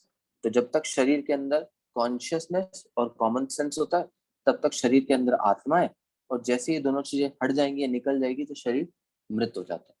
फिर हम लोगों ने देखा कि जो शरीर है वो अपना स्थानांतरण करता है, वो चेंज होता है, बट जो उसके अंदर आत्मा होती है वो सेम रहती है। जैसे हम लोगों ने एग्जाम्पल से देखा कि अगर आपको अभी आपके बचपन की फोटो दिखाई जाए तब बोलोगे ये मैं हूँ, बट अगर आज अपने आप को उससे कंपेयर करोगे तो आप वो नहीं, क्योंकि आपकी बॉडी जो है वो चेंज हो चुकी है। तब बोलते हो ये मैं हूँ, तो यहाँ मैं का मतलब है आत्मा, राइट? बट बॉडी जो है वो चेंज हो रही है। फिर हम लोगों ने सीखा ABCD क्या होता है भक्ति का? Association, books, chanting and dieting. ABCD of भक्ति, राइट? और फिर हम लोगों ने देखा कि हम लोगों को क्या क्या करना चाहिए। हम लोगों को ऑल्टर बनाना चाहिए, हम लोगों को भगवान को 4 चीजें अर्पण करनी चाहिए। भगवान क्या बोलते हैं 4 चीजें क्या देनी है? Leaf, flower, water and fruit. ये 4 चीजें आप भगवान को ऑफर कर सकते हैं। फिर हम लोगों ने देखा कि हम लोग क्या कर सकते हैं, हम बुक्स को पढ़ सकते हैं प्रभुपाद जी की डेली, और फिर हम लोग चैंटिंग कर सकते हैं, और हम लोग प्रसाद पा सकते हैं। और फिर हम लोगों ने देखा कि क्या क्या कर सकते हैं, हम चैंटिंग कर सकते हैं भगवान के, और कुछ इसके स्पिरिचुअल रेफरेंसेस भी देखे। फिर हम लोगों ने देखा कि मंत्र का मतलब क्या होता है, जो माइंड माइंड को कंट्रोल करें। तो जब भी आपको आपकी लाइफ में टेंशन आए या कोई भी स्ट्रेस आए तो आप क्या कर सकते हैं, आप हरे कृष्ण मंत्र का जप कर सकते हैं, राइट। बेनिफिट्स क्या है चैंटिंग के, तो हमने देखा कि जितनी भी हमारी अनवांटेड हैबिट्स है वो सब खत्म हो जाती है चैंटिंग करने से। और हम क्या होंगे, हमारी सारी एंजाइटीज खत्म हो जाएंगी, हमारे माइंड में पीस आ जाएगा और हम रियल हैप्पीनेस को अटेन कर पाएंगे। हम हमेशा खुश रहेंगे, हमेशा हम आनंदित रहेंगे, राइट। और इस तरह से फिर हमने देखा कि भगवान हमसे क्या मांग रहे हैं। भगवान बोल रहे हैं मेरा भक्त बनो, मेरा हमेशा स्मरण करो और मेरी पूजा करो। और फिर हम लोगों ने आज शिला प्रभुपाद जी के बारे में जाना कि शिला प्रभुपाद जी कौन है और शिला प्रभुपाद जी ने हमें क्या क्या दिया, राइट। आज देखिए, हम में से कोई भी एक दूसरे को नहीं जानता था पहले, बट आज शिला प्रभुपाद जी की कृपा से हम एक दूसरे को जानते हैं। तो ये शिला प्रभुपाद जी की हमारे ऊपर बहुत बड़ी कृपा है कि हम दोनों को हम एक फैमिली से मिलवाया, एक फैमिली से हम लोगों को जोड़ा है प्रभुपाद जी ने, एक फैमिली बना के दी, राइट। प्रभुपाद जी ने क्या करा है, जगन्नाथ रथ यात्रा, आज पूरे विश्व के अंदर जगन्नाथ रथ यात्रा होती है प्रभुपाद जी की कृपा से। और फिर हम लोगों को देखा कि हम लोगों को क्या करना है, हम लोगों को हर दिन चैंट करना है और हम लोगों को 4 रेगुलेटिव प्रिंसिपल फॉलो करने हैं। और जब हम ऐसा करेंगे तो हम हमेशा खुश रह पाएंगे और हम भगवान के घर जा पाएंगे, क्योंकि भगवान के घर जाके हमें खुशी मिलती है। जैसे आप मंदिर जाते हैं तो आपको खुशी मिलती है, ठीक है। आप लोगों का बहुत बहुत धन्यवाद। अगर आपका अभी कोई क्वेश्चन है, आपका कोई क्वेरी है, आपका कोई डाउट है, तो अभी आप लोग पूछ सकते हैं।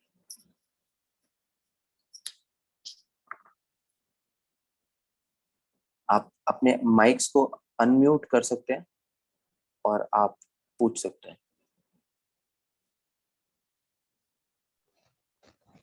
सब लोग हैंड रेज करें जिसने सवाल पूछना है, मैं उन्हें अनम्यूट करता जाऊंगा। हरे कृष्णा प्रभु जी। यस हरे गौरव, कृष्णा हरे कृष्ण। प्रभु जी, जैसे 4 युग होते हैं और एक कल्प होता है, कल्प क्या होता है? कल्प इज बेसिकली, ये भी एक टाइम का ही कैलकुलेशन है। जैसे अगर आप ब्रह्मा जी की लाइफ साइकिल को पढ़ेंगे तो ब्रह्मा जी की लाइफ साइकिल के अंदर ये सब कुछ कल्पास वगैरह जो है वो गिवन है। तो पूरा का पूरा किस तरह से जो ब्रह्मा जी का साइकिल काम करता है, तो वो मैं आपको एक बार ग्रुप में भेज देता हूँ ताकि आप एग्जैक्टली समझ पाएंगे कि कल्प वगैरह किस तरह से कार्य करते हैं। जैसे हम लोग देखते हैं, इसको आप ऐसे प्रैक्टिकली समझ सकते हैं। मैं भी ग्रुप में भी इसका लिंक भेज देता हूँ आपको। प्रैक्टिकली कैसे समझना है आपको, कि हमारे पास 4 युग हैं। अभी किशोरी रुक जाओ, अभी मुझे एक आंसर देना तो फिर मैं आपके पास आऊंगा।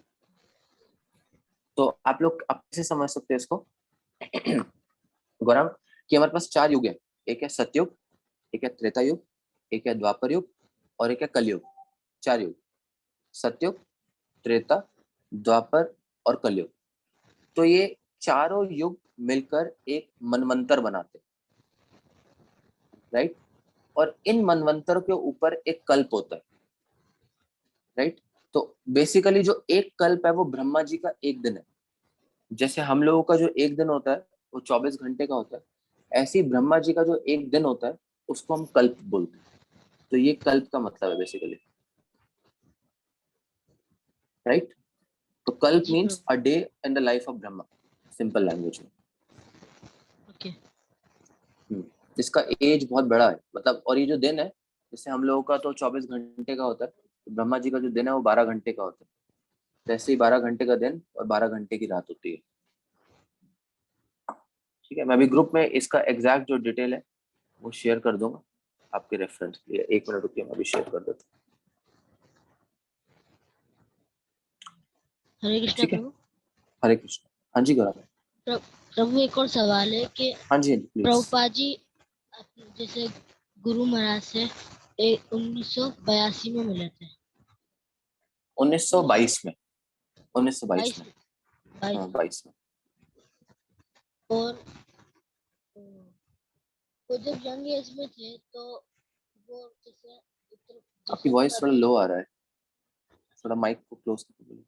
हाँ। जब वो यंग थे प्रभुपाद जी, तो वो जैसे अमेरिका वगैरह न्यूयॉर्क में प्रचार करने क्यों नहीं गए? वो ओल्ड एज में क्यों गए? एक्चुअली उसका रीजन यही है कि उस समय जो प्रभुपाद थे वो गृहस्थ आश्रम में थे, उनके बच्चे थे, उनकी वाइफ थी, और प्रभुपाद जी का खुद का भी एक बिजनेस था, बिजनेस प्रभुपाद जी का चल रहा था। तो इन सब चीजों को बीच में छोड़ पाना बहुत मुश्किल हो रहा था उनके लिए।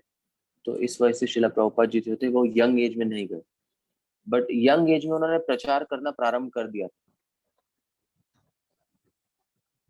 तो प्रोसेस शुरू कर दिया था, बट गए बाद में थे, क्योंकि बहुत सारी रिस्पॉन्सिबिलिटीज थी अभी उनके सिर पे, इस वजह से।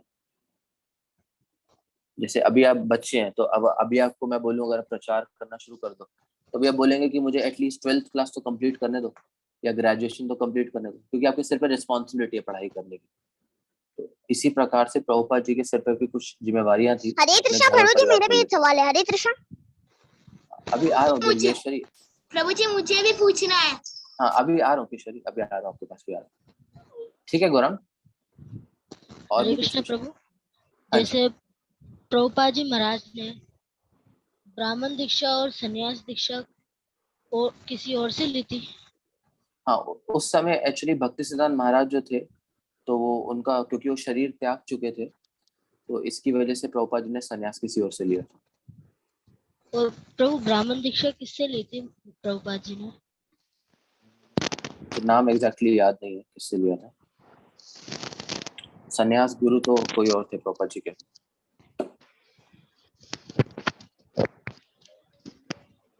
हरे कृष्ण प्रभु जी। एक सेकंड। Yes yes.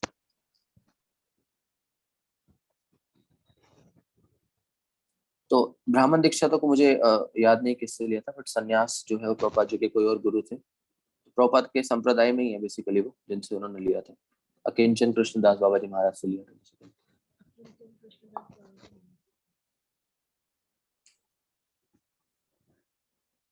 ठीक है, और कोई question?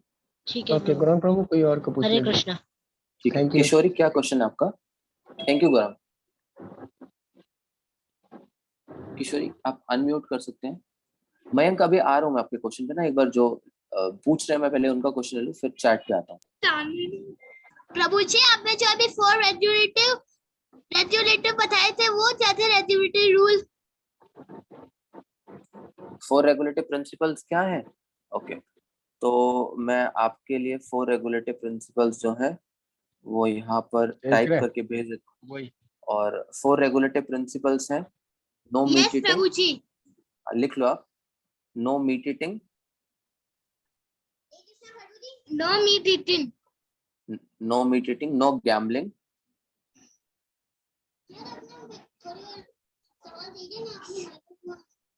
No gambling, no intoxication, और प्रभु जी? No extra marital affairs. Okay प्रभु जी, थैंक यू। मैं भेज भी रहा हूँ यहाँ आपको ना। No meat eating, no gambling, no intoxication and no extra marital affairs. ठीक है, भेज दिया मैंने आपके लिए।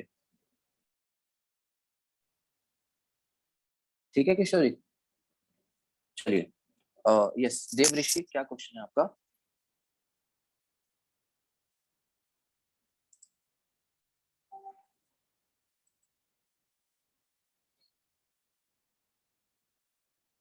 यस देव ऋषि, आपका क्या क्वेश्चन है? हाँ प्रभु, हाँ जी। तो भगवान को 56 भोग क्यों लगाने चाहिए? बंद कर। हमें भगवान को 56 भोग क्यों लगाने चाहिए? तो इसका एक मैथमेटिकल कैलकुलेशन है। भगवान को एक दिन में कितनी बार भोग लगता है?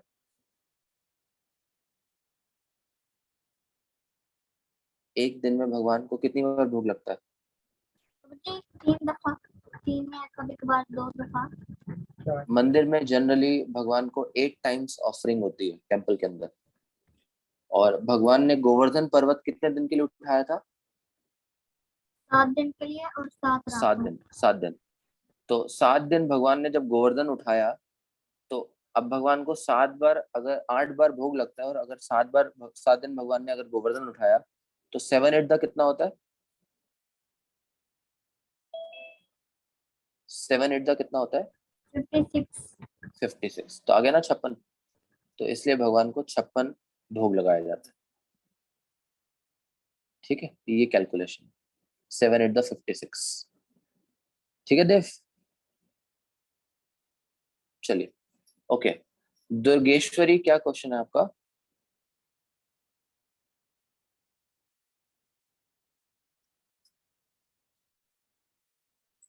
दुर्गेश्वरी, अपना माइक्रोफोन अनम्यूट कर लो। हरे कृष्णा प्रभु जी, हम ज्यादातर भक्ति में कैसे रह सकते हैं? हम भक्ति में कैसे रह सकते हैं? हम जब ए करेंगे, ए एसोसिएशन, जब हम भक्तों का एसोसिएशन करेंगे तो हम भक्ति में रह सकते हैं। ठीक है, ओके, ठीक है। Yes, और प्रभु जी, पशु में और इंसान में क्या अंतर होता है? पशुओं में और इंसान में यह अंतर है कि पशु भक्ति नहीं कर सकता बट इंसान भक्ति कर सकता है। और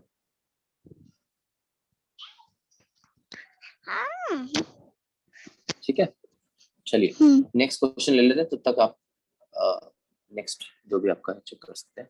यस, नंद कुमार, आपका क्या क्वेश्चन है?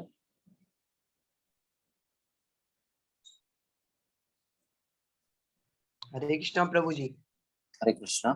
यस नंद कुमार। प्रभु जी, अगर हमारे पास तिलक नहीं है तो हम पानी का तिलक क्या कर सकते हैं? तिलक नहीं है, ऐसा है कि मतलब हाँ, नहीं है तो हम पानी का तिलक कर सकते हैं? वहां तिलक नहीं मिलता क्या, ऐसा है क्या? नहीं नहीं प्रभु, मिलता है। अगर मिसाल एग्जाम्पल अगर खत्म हो जाता है तो हम पानी का तिलक क्या कर सकते हैं? हाँ कर सकते हैं, जब नहीं है तो कर सकते हैं, बट ऐसा कभी होना नहीं चाहिए। प्रयास करें कि कभी ऐसी सिचुएशन ना हो कि तिलक ना हो। अगर कोई ऐसी सिचुएशन है तो फिर आप ऐसा कर सकते हैं। जी थैंक यू प्रभु जी। हरे कृष्ण। हरे कृष्ण। यस जहानवी, क्या क्वेश्चन है आपका?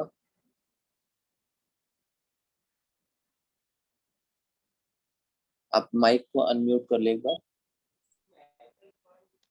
यस जानवी। हरे कृष्णा प्रभु जी, मेरा क्वेश्चन ये है कि हम अपनी चैंटिंग को कैसे इम्प्रूव कर सकते हैं और उसमें मोर फोकसिंग कैसे रह सकते हैं? बेस्ट तरीका अगर चैंटिंग को इम्प्रूव करना है तो आप 2 तरीके को फॉलो कर सकते हैं। पहला तरीका ये है कि आप तुलसी महारानी के पास बैठ के जप करें, और दूसरा तरीका ये है कि जब आप चैंटिंग करें तो अपने पास ऐसे कुछ मंत्रा बॉक्स रख लें। कुछ शायद आपको दिख रहा होगा ये, तो इस पे मंत्रा लिखा हुआ है। तो इसको जब आप अपने पास रख लेंगे, इसके सामने बैठ के जब आप जप करेंगे तो आप ज्यादा फोकस के साथ जप कर पाएंगे। क्यों? क्योंकि आपके सामने वर्ड्स लिखे हुए। तो जब आप शब्दों पे फोकस करेंगे तो आपका दिमाग इधर उधर नहीं भटकेगा। तो इस तरह से आप तुलसी महारानी के साथ बैठकर और मंत्रा बॉक्स या चैंटिंग बॉक्स को साथ रख के, मंत्रा बॉक्स या मंत्रा स्लिप को साथ रखकर आप चैंट कर सकते हैं।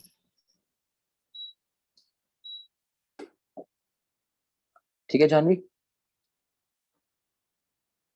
ठीक है मयंक, क्या क्वेश्चन है आपका? माधवन आ रहा हूँ आपके क्वेश्चन पे।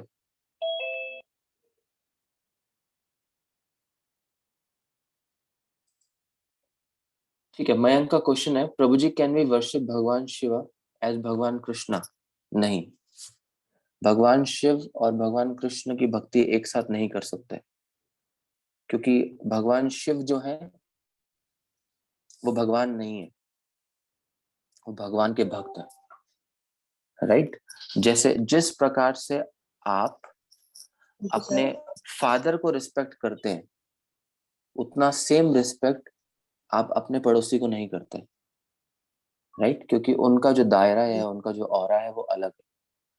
तो जो शिव जी है वो भगवान के भक्त हैं, शुद्ध भक्त हैं। इसलिए भागवत के अंदर आता है श्लोक कि वैष्णव नाम यथा शंभु। तो वैष्णवों में जो सबसे महान वैष्णव है वो शंभु है, शिव जी है। तो शिव जी की जो वर्शिपिंग है, आप वर्शिपिंग नहीं कर सकते, मतलब उनकी आप उनकी मतलब भक्ति नहीं कर सकते, उनकी आराधना कर सकते हैं। तो आप शिव जी से प्रार्थना कर सकते हैं कि आप हमें बल दें कि हम अच्छे से चैंटिंग कर सके, हम अच्छे से रीडिंग कर सके, भक्तों का संग कर सके। बट शिव जी को आप भगवान की तरह वर्शिपिंग नहीं कर सकते। और अगर आप इसको ध्यान से समझेंगे, एक बार क्या हुआ, इसको आप एक डिटेल में समझ सकते हैं। एक बार टेस्टिंग हुआ, इसको हम लोग भृगु मुनि टेस्ट बोलते हैं। तो भृगु मुनि जो है वो वास्तविकता में ब्रह्मा जी के पुत्र हैं। और एक बार भृगु मुनि ने टेस्ट करा कि चेक करते हैं कि वास्तविकता में भगवान कौन है। और जब वो टेस्ट करने निकले कि वास्तविकता में भगवान है, तो सबसे पहले वो ब्रह्मा जी के पास गए। जब ब्रह्मा जी के पास पहुंचे तो उन्होंने ब्रह्मा जी की डिसरिस्पेक्ट करी। जब ब्रह्मा जी की डिसरिस्पेक्ट करी तो ब्रह्मा जी ने उनको बड़ा क्रोध करा कि तुम मेरे पुत्र होके मेरी डिसरिस्पेक्ट कर रहे हो। तो भृगु मुनि ने बोला कि ये तो भगवान नहीं हो सकते, क्योंकि अगर इतनी छोटी सी चीज से उलझ रहे। फिर उसके बाद भृगु मुनि शिव जी के पास जाते हैं और शिव जी को पास जाके बोलते हैं, कैसे तुम राख लगा के बैठे हो, कैसे गले में ये मुंड के लगा के बैठे हो। तो शिव जी की जब वो डिसरिस्पेक्ट करते हैं तो शिव जी को बुरा लगता है। जब शिव जी को बुरा लगता है तो बोलते हैं कि ये भी भगवान नहीं हो सकते। और अंत में भृगु मुनि जो है वो जाते हैं कहाँ पर, विष्णु जी के पास। और विष्णु जी के पास पहुंचकर विष्णु जी की छाती पे लात मारते हैं। और जब छाती पे लात मारते हैं तो उसके बाद फिर वो पूछते हैं, विष्णु जी पूछते हैं कि आपको दर्द तो नहीं हुआ, आपकी कोई पीड़ा तो नहीं हुई। तो इस प्रकार से ये रियलाइज करते हैं कि वास्तविकता में भगवान जो है वो कृष्ण है। और अगर आप शिव जी की फोटो को देखेंगे तो शिव जी हर समय जो है माला करते हुए मिलेंगे आपको। तो शिव जी जो माला कर रहे हो किसकी कर रहे हैं, कृष्ण भगवान की कर रहे हैं। तो शिव जी स्वयं हमें सिखा रहे हैं कि मेरी भक्ति मत करो, वास्तविकता में अगर भक्ति कर रहे हैं तो कृष्ण भगवान की करो। तो इसलिए मयंक, हम लोग जो है शिव जी की भक्ति नहीं करते, बट हाँ शिव जी जो है बहुत महान भक्त है, बहुत शुद्ध भक्त है। भागवतम के अंदर कई स्कंद में शिव जी का गुणगान करा है। चौथे स्कंद में आप पढ़ेंगे, दूसरे स्कंद में पढ़ेंगे, पांचवें स्कंद में पढ़ेंगे, कई जगह शिव जी की लीलाएं। तो हमें शिव जी की बहुत रिस्पेक्ट करनी चाहिए, बहुत ज्यादा रिस्पेक्ट करनी चाहिए, क्योंकि भगवान के सबसे शुद्ध भक्त है वो। बट हाँ, उनकी हम वर्शिपिंग नहीं कर सकते। ठीक है, ओके। उसके बाद नेक्स्ट है गौरंग, कोई और क्वेश्चन भी है आपका?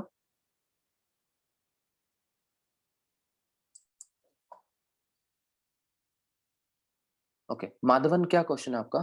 विक्की बहुत देर किशोरी। से आप आया था। हाँ, माधवन का ले लीजिए। माधवन क्या क्वेश्चन है आपका?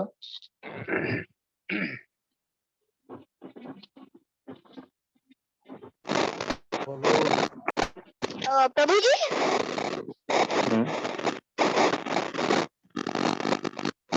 तो जैसे कि इतने सारे व्रत होते हैं, तो उनसे बचपन में अगर हम भक्ति नहीं कर सकते तो हम बाद में कर सकते हैं। हाँ, कभी भी कर सकते हैं, भक्ति के लिए कोई एज बैरियर नहीं है। जब आपको टाइम मिले तब आप भक्ति कर सकते हैं। तो जब भी आपको समय मिले, बचपन में या बुढ़ापे में या जवानी में, तो कोई एज बैरियर नहीं है भक्ति के लिए। जब आपको समय मिले तब आप भक्ति कर सकते हैं, बट जितना जल्दी भक्ति करेंगे उतना अच्छा रहेगा। तो आप जिस एज में भक्ति कर रहे हो बेस्ट एज है। तो इसलिए मैं आपके लिए प्रार्थना करूंगा माधवन कि आप बहुत अच्छे भक्त बन सके बड़े होके, और बहुत प्रचार करें। शायद आपका लाइट चला गया है, और लाइट पावर कट हो गया शायद माधवन का ना, कोई बात नहीं, ठीक है। हर्षा, आपका कोई क्वेश्चन है? हरे कृष्णा प्रभु जी। हाँ जी, विक्की किशोरी। हरे कृष्णा। हाँ जी, बोलिए प्लीज। पहले सवाल तो मेरा ये है कि हम भगवान जी को प्रणाम क्यों करते हैं? ठीक है, ओके। और दूसरा क्वेश्चन, फिर इसके बाद क्या क्वेश्चन है?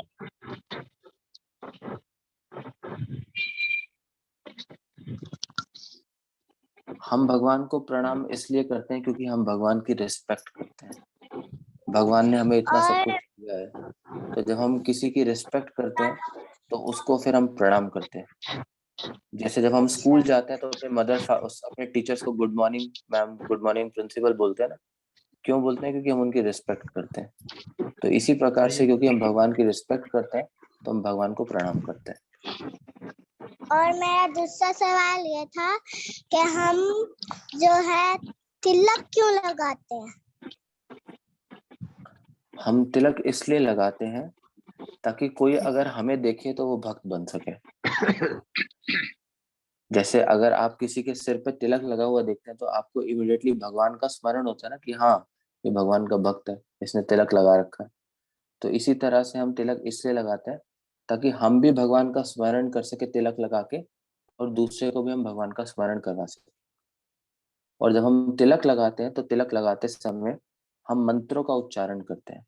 जैसे हम जब मस्तक पे तिलक लगाते हैं तो हम बोलते हैं ओम केशवाय नमः। तो ओम केशवाय नमः मतलब केशव भगवान का स्मरण करें।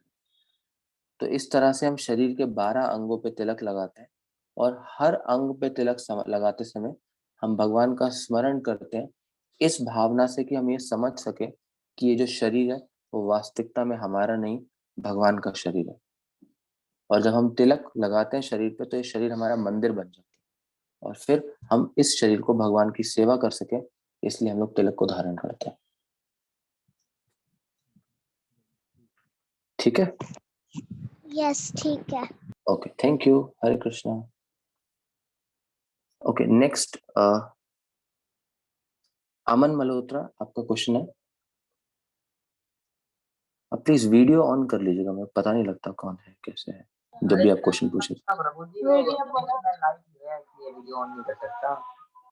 ओके ओके, बोलिए प्लीज। हाँ तो प्रभु मेरा मेरा मेरा क्वेश्चन ये था, जैसे कि आपने कल बताया कि गॉड की मीनिंग बताई। आपकी वॉइस ब्रेक हो रही है अमन।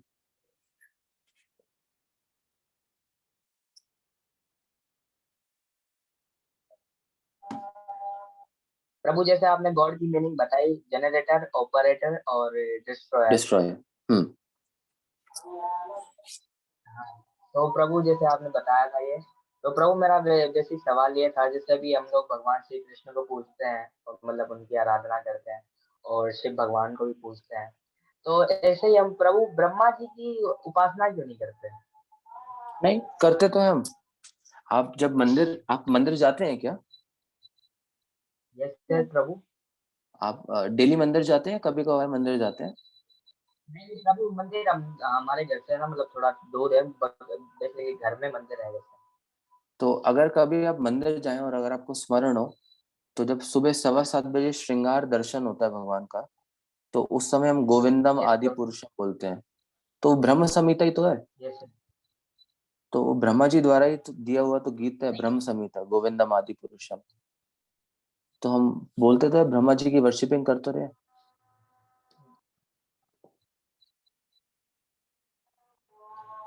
नहीं ठीक है। प्रभु, वो आपकी बात ठीक है। मेरा बेसिकली कहने का मतलब ये राज्य में भी जो महादेव की भी पिक्स वगैरह होती हैं और उनकी ब्रह्मा जी की मिलती नहीं है। नहीं है, आप कभी दिल्ली मंदिर आए तो आप देखेंगे वहां ब्रह्मा जी का बहुत सुंदर मूर्ति है। तो ऐसा नहीं है कि ब्रह्मा जी की पूजा नहीं होती, ब्रह्मा जी की वर्शिपिंग नहीं है, ब्रह्मा जी की वर्शिपिंग है। और भागवतम का जो प्रथम स्कंद है वो पूरा ब्रह्मा जी का ही तो है।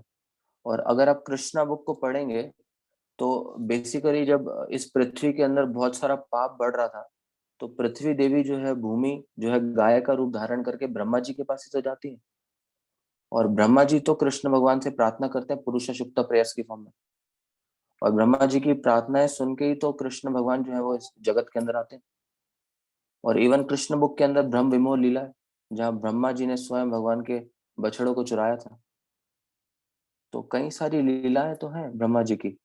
भागवतम का पूरा स्कंद, पहला स्कंद, और ब्रह्मा जी की लीलाओं पे ही तो है। ब्रह्म संहिता ब्रह्मा जी के द्वारा दिया गया। और आप देखेंगे कि अभी कभी इंडिया के अंदर अगर आप आए तो यहाँ पर ब्रह्मा जी का मंदिर भी है, बहुत सुंदर, जहाँ ब्रह्मा जी की बहुत सुंदर वर्शिपिंग होती है। पुष्कर में, पुष्कर राजस्थान में ब्रह्मा जी का मंदिर है। तो ऐसा नहीं है कि ब्रह्मा जी का वर्शिपिंग नहीं होता।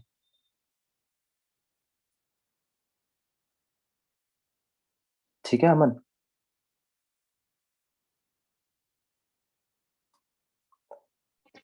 हर्षा दीदी, आप बोलिए, आपका हाथ काफी देर से हाँ, चल रहा है। यस।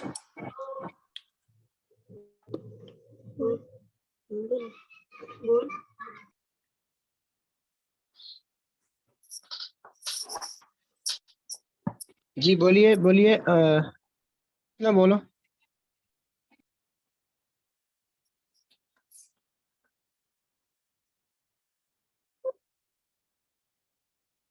नहीं हो रहा है। किसी और का क्वेश्चन ले सकते हैं आप। हर्षा जी फिर बोलो बोलो, आप जल्दी बोलो। एक सेकंड।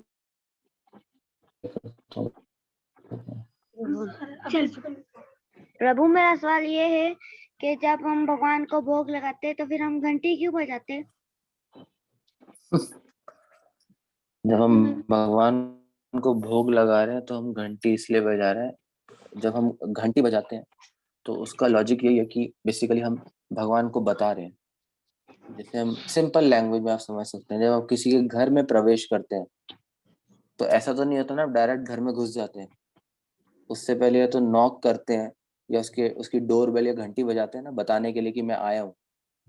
तो इसी प्रकार से जब हम घंटी बजाते हैं तो भगवान को बता रहे हैं कि हम आपके लिए भोग लगाने लगे।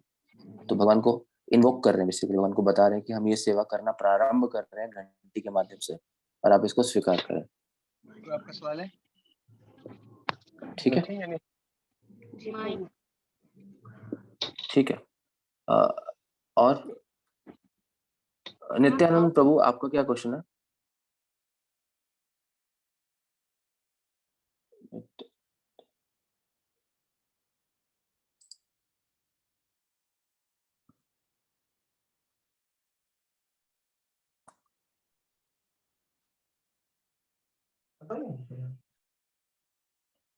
जो शिव की गौरांग का एक क्वेश्चन है, जो शिव जी की सेवा करते हैं तो हमसे कोई अपराध हो जाए तो क्या वो उन्हें पनिश करते हैं? जो भी शिव जी की भक्ति करता है, और ऐसा भक्त अगर भगवान कृष्ण का भक्त है, तो शिव जी उनको कभी भी पनिश नहीं करते। और इसलिए शिव जी का एक नाम है आशुतोष। आशुतोष का मतलब होता है जो बहुत जल्दी प्रसन्न हो जाते हैं। तो इसलिए शिव जी कभी भी विष्णु भक्त के प्रति अपराध नहीं लेते, या विष्णु भक्त के द्वारा दिए गए अपराधों को स्वीकार नहीं करते। ठीक है गौरव? ठीक है। हरे कृष्णा प्रभु जी, हम भगवान को भोग अर्पण करके, एक सेकंड।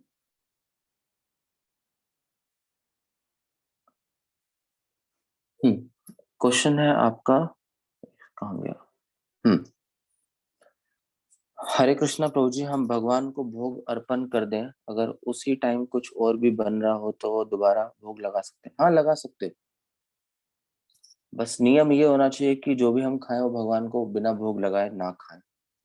तो बेशक वो एक बार बन रहा हो, बेशक वो 2 बार बन रहा हो, बेशक वो 10 बार बन रहा हो, बस ये नियम का हम लोगों को पालन करना है। जैसे इसके ऊपर एक बहुत सुंदर स्टोरी आता है भक्ति सिद्धांत महाराज का। तो भक्ति सिद्धांत महाराज ने एक बार आम खाया बिना भोग लगाए। और जब उनके पिताजी ने उनसे पूछा कि क्या आपने ये आम को बिना भोग लगा के खाया था, तो भक्ति सिद्धांत महाराज बोलते हैं कि नहीं। तो वो दिन था और उनके जीवन का आखिरी दिन था, भक्ति सिद्धांत महाराज ने कभी भी आम नहीं खाया। तो ये भक्ति सिद्धांत महाराज का रेजोल्यूशन था। तो जब भी आम को देखते थे तो उनको देख कर यही स्मरण आता था कि मैं भगवान का के प्रति अपराधी हूँ, भगवान का अपराधी हूँ। तो इसलिए कभी भी उन्होंने आम को चखा नहीं। तो हम लोग उस स्टैंडर्ड को तो फॉलो नहीं कर सकते, बट हम ये लर्निंग ले सकते हैं कि हम ट्राई करें अपने जीवन के अंदर कि जब भी हम कुछ भी खाएं तो हम भगवान को भोग लगा के खाएं। ये प्रयास करना चाहिए हम लोग को। ठीक है। यस, विवेक एंड कृष्णा दासी, आपका क्वेश्चन है, आप माइक्रोफोन ऑन कर सकते हैं।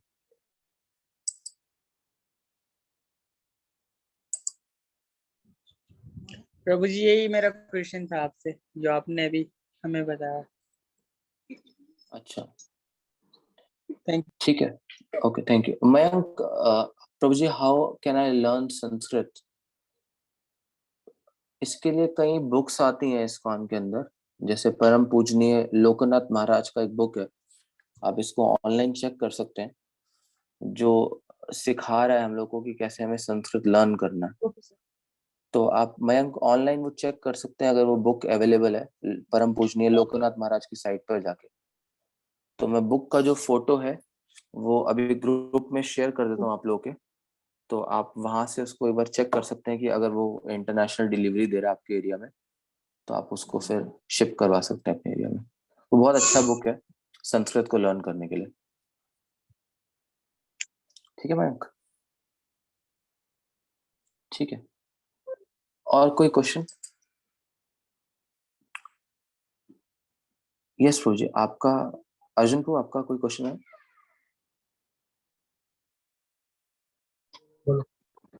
प्रभु जी, मेरा ये सवाल था कि जो सुखदेव जी ने जो आम खाया था पहले खाया था, भक्तिजान महाराज, भक्तिजान महाराज उन्होंने जब पहले तो आम खाया था तो उन्होंने अर्पण नहीं किया था। ऐसे अगर हमको भी रास्ते में कोई चीज मिल जाए ठीक सी तो उसे हम कृष्णार्पण क्या के खा सकते हैं?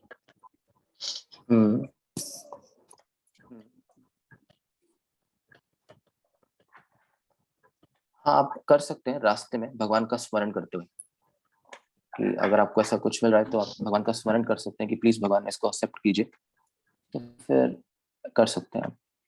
अभी आप छोटे हैं ना इसलिए। ठीक है, यस नंद कुमार क्या क्वेश्चन है आपका?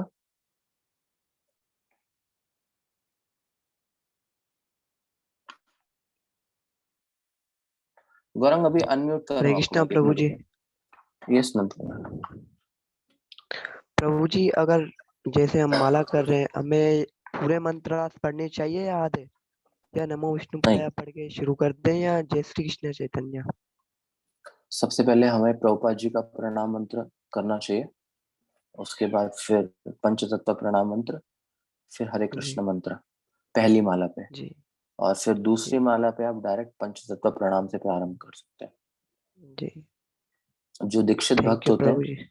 तो जो दीक्षित जी भक्त होते हैं वो सबसे पहले अपने गुरु का प्रणाम मंत्र उच्चारण करते हैं, फिर शिला प्रभुपाद जी का प्रणाम मंत्र उच्चारण करते हैं, फिर पंचतत्व प्रणाम मंत्र उच्चारण करते हैं, और फिर हरे कृष्ण महामंत्र शुरू करते हैं पहली माला पे। जी, थैंक यू प्रभु जी। ठीक है, एक सेकंड में गौरांग का पहले क्वेश्चन ले लो। यस गौरांग, क्या क्वेश्चन है?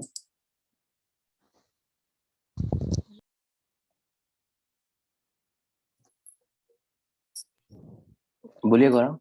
हरे कृष्ण प्रभु, जैसे ब्रह्मा जी है, उनके मन में भगवान सारे वेद वेद जैसे डालते हैं वगैरह, तो क्या ब्रह्मा जी ने जब बछड़े और गैया वगैरह जैसे भगवान के जो मित्र थे ग्वाल बाल उन्हें चुराया था, तो जब उन्हें जैसे पता नहीं था कि ये भगवान स्वयं भगवान श्री कृष्ण है, नहीं, क्या इसमें क्वेश्चन क्या है आपका? प्रभु क्वेश्चन ये है कि जैसे ब्रह्मा जी के मन में सारे, जैसे ब्रह्मा जी को सारे वेद शास्त्रों का पता है, तो भगवान, तो उन्हें जब भगवान का पता नहीं था, जब उन्होंने बछड़े और ग्वाल बाल चोरी किए थे, कि परम पुरुषोत्तम भगवान श्री कृष्ण खुद ही। बहुत सुंदर प्रश्न है आपका। तो कई बार क्या है, भगवान अपने ही भक्तों को माया में डालते हैं हम जैसे लोगों को सिखाने के लिए। तो ये स्टोरी इस तरह से है कि स्वयं ब्रह्मा जी जो है इस लीला को बोलते हैं ब्रह्म विमोह लीला, मतलब ब्रह्मा जी भी मोहित हो गए थे। तो इसका मतलब समझने के लिए हम लोगों के लिए ये है कि एक साधक को या एक भक्त को कितना जागरूक रहना चाहिए कि ब्रह्मा जैसा व्यक्ति जिसका पूरा शरीर जो है वो अ, ज्ञान का बना हुआ है, स्वयं भगवान के इतने करीब इतने शुद्ध भक्त हैं, जब वो ऐसी गलती कर सकते हैं तो हमारा कहना ही क्या। तो इसलिए साधक को बहुत सतर्क रहना चाहिए जब वो भक्ति करता है, ताकि वो कभी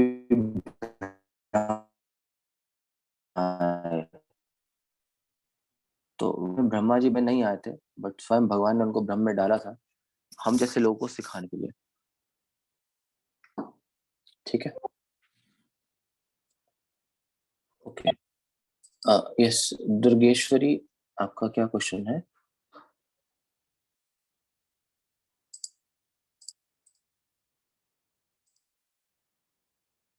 यस दुर्गेश्वरी। हरे कृष्णा प्रभु जी। हरे कृष्णा। कृष्णा और राधा रानी, हरे कृष्णा प्रभु जी, कृष्णा और राधा रानी एक ही है? जब वो चैतन्य महाप्रभु बन जाते हैं तो वो एक ही हो जाते हैं। यस। ठीक है, ओके। हरे अमन कृष्णा क्या प्रभु जी, क्वेश्चन? और प्रभु जी हम आरती के समान नहीं है, अगर हमारे पास, तो हम ऐसे वैसे भी आरती कर सकते हैं? वैसे कैसे करेंगे अगर सामान ही नहीं होगा तो? अगरबत्ती से। हाँ, तो अगरबत्ती भी तो सामान ही है, तो आप अगरबत्ती से कर सकते हैं। ठीक है, थैंक यू। अगरबत्ती ना हो तो हम कैसे करें? तो फिर आप मन से करें। यस। ठीक है दुर्गेश्वरी। हरे कृष्णा। यस अमन क्या क्वेश्चन आपका?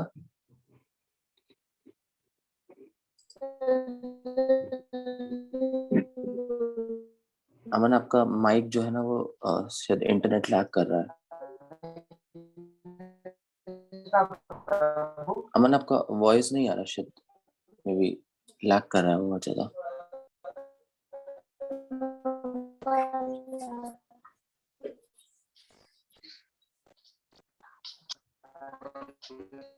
अमन आपका एक बार अपना इंटरनेट प्लीज चेक कर लो, वॉइस नहीं आ रहा मेरे को ना आपका।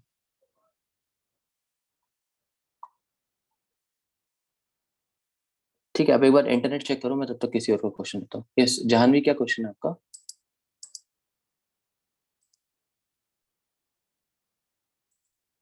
आप एक बार अनम्यूट कर लो अपने आप को। हाँ अब हरे बोलो। कृष्णा प्रभु जी, मेरा प्रश्न हरे ये कृष्णा। है कि अगर हम जैसे भगवान की भक्ति सेवा करते हैं, तो हम भगवान की भक्ति सेवा में तरक्की कैसे कर सकते हैं और हम भगवान का प्रेम कैसे प्राप्त कर सकते हैं? भगवान का हम प्रेम प्राप्त कर सकते हैं भगवान का नाम अच्छे से जप करके। तो जितना हम अच्छे से जप करेंगे उतना जल्दी हम भगवान का प्रेम प्राप्त कर सकते हैं। तो अच्छे से जप का मतलब है कि हम अच्छे से हरे कृष्ण महामंत्र को बोले और अच्छे से हरे कृष्ण महामंत्र को सुने। जब हम ऐसा करेंगे तो फिर हम अच्छे से सब कुछ कर पाएंगे। ठीक है,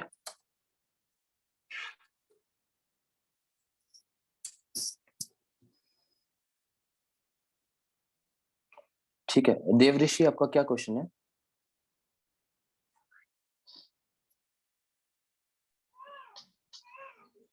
हरे कृष्णा प्रभु, मेरा ये क्वेश्चन था कि जब हम प्रसाद भोग लगाते हैं, जब हम प्रसाद भोग लगाने का मंत्र पढ़ते हैं, तो हमको प्रणाम करना चाहिए या बैठ के मंत्र पढ़ना चाहिए? प्रणाम करते हुए मंत्र का उच्चारण करना चाहिए। ओके प्रभु। और प्रभु शिव भगवान का दूसरा नाम क्या था?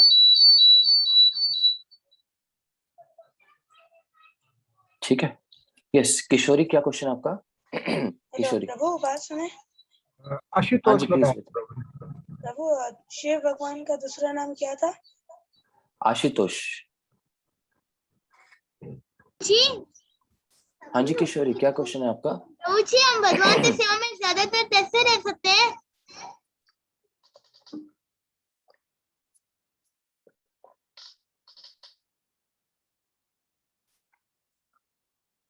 किशोरी क्या क्वेश्चन है आपका? हम भगवान की सेवा में ज्यादातर कैसे रह सकते हैं? हम भगवान की सेवा में ज्यादा देर कैसे रह सकते हैं? जो आपको अच्छा लगता है वो सेवा करके। जैसे अगर आपको कीर्तन में नाचना अच्छा लगता है तो आप कीर्तन सुनो और नाचो। जब आपको भगवान का प्रसाद खाना अच्छा लगता है तो आप प्रसाद खाओ। जब आपको मंदिर जाना अच्छा लगता है तो आप मंदिर जाओ। ठीक है,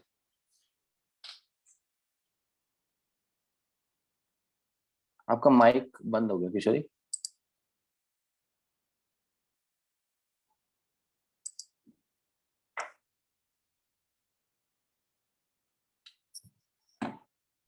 प्रभु जी, अगर हम सुबह की सेवा ना करें तो हमें अपराध तो नहीं लगता?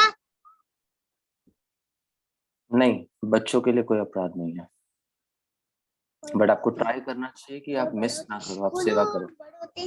और बड़ों के लिए अपराध है? हाँ, बड़ों के लिए अपराध है, बट आपको ट्राई करना चाहिए कि आप मिस ना करो, ठीक है? जैसे आप ठीक है प्रभु जी। ब्रेकफास्ट कभी स्किप करते हो, ब्रेकफास्ट करना भूलते हो? है किशोरी, कभी ब्रेकफास्ट करना भूलते हो? नहीं प्रभु जी। तो फिर सेवा करना क्यों भूल रहे हो? बोलो बोलो। अगर हम प्रभु जी सुबह तो जल्दी ना उठे तो हम आरती नहीं कर सकते। सुबह जल्दी उठ जाया करो, क्यों नहीं उठते? रात को जल्दी सो, सुबह जल्दी उठ जाओ, ठीक है प्रभु जी। ओके, हरे कृष्णा। हरे कृष्णा। यस अमन, एक बार अभी चेक करो अगर आपका वॉइस आए। प्रभु अभी कोई राजी है? अभी बेटर है। अभी बेटर है। प्रभु जैसे कि मेरी सिस्टर का सवाल है, आप पूछ रहे थे। हरे कृष्णा प्रभु जी। हरे कृष्णा। प्रभु वॉइस आ रही है? अभी वॉइस आ रही है, ओके। प्रभु वॉइस आ रही है? हाँ जी वॉइस आ रही मैं है। ना कार्तिक मास के बारे में ना कुछ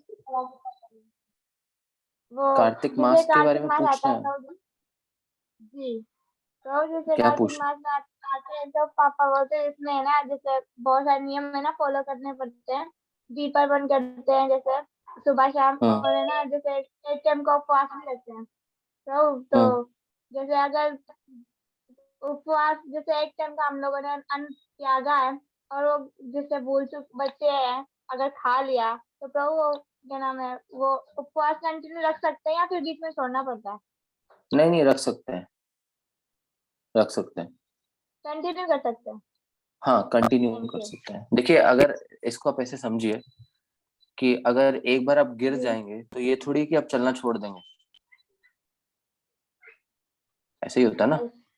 तो इस प्रकार से अगर हमने कोई नियम लिया है तो अगर वो टूट गया तो हम दोबारा उसको कंटिन्यू कर सकते हैं, उसमें कोई प्रॉब्लम नहीं है, उसमें कोई प्रॉब्लम नहीं है। तो आप कंटिन्यू कर सकते हैं जो भी आपने उपवास लिखा है उसको। हरे कृष्णा प्रभु। ठीक है,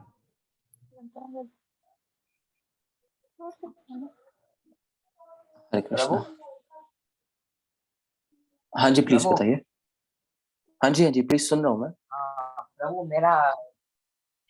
मेरा क्वेश्चन ये था कि जैसे भागवतम है प्रभु, तो जो भागवतम जैसे मतलब तो ऋषि जो थे शौनक आदि ऋषियों ने सवाल पूछा था। ठीक प्रभु। हाँ सुन रहा हूँ।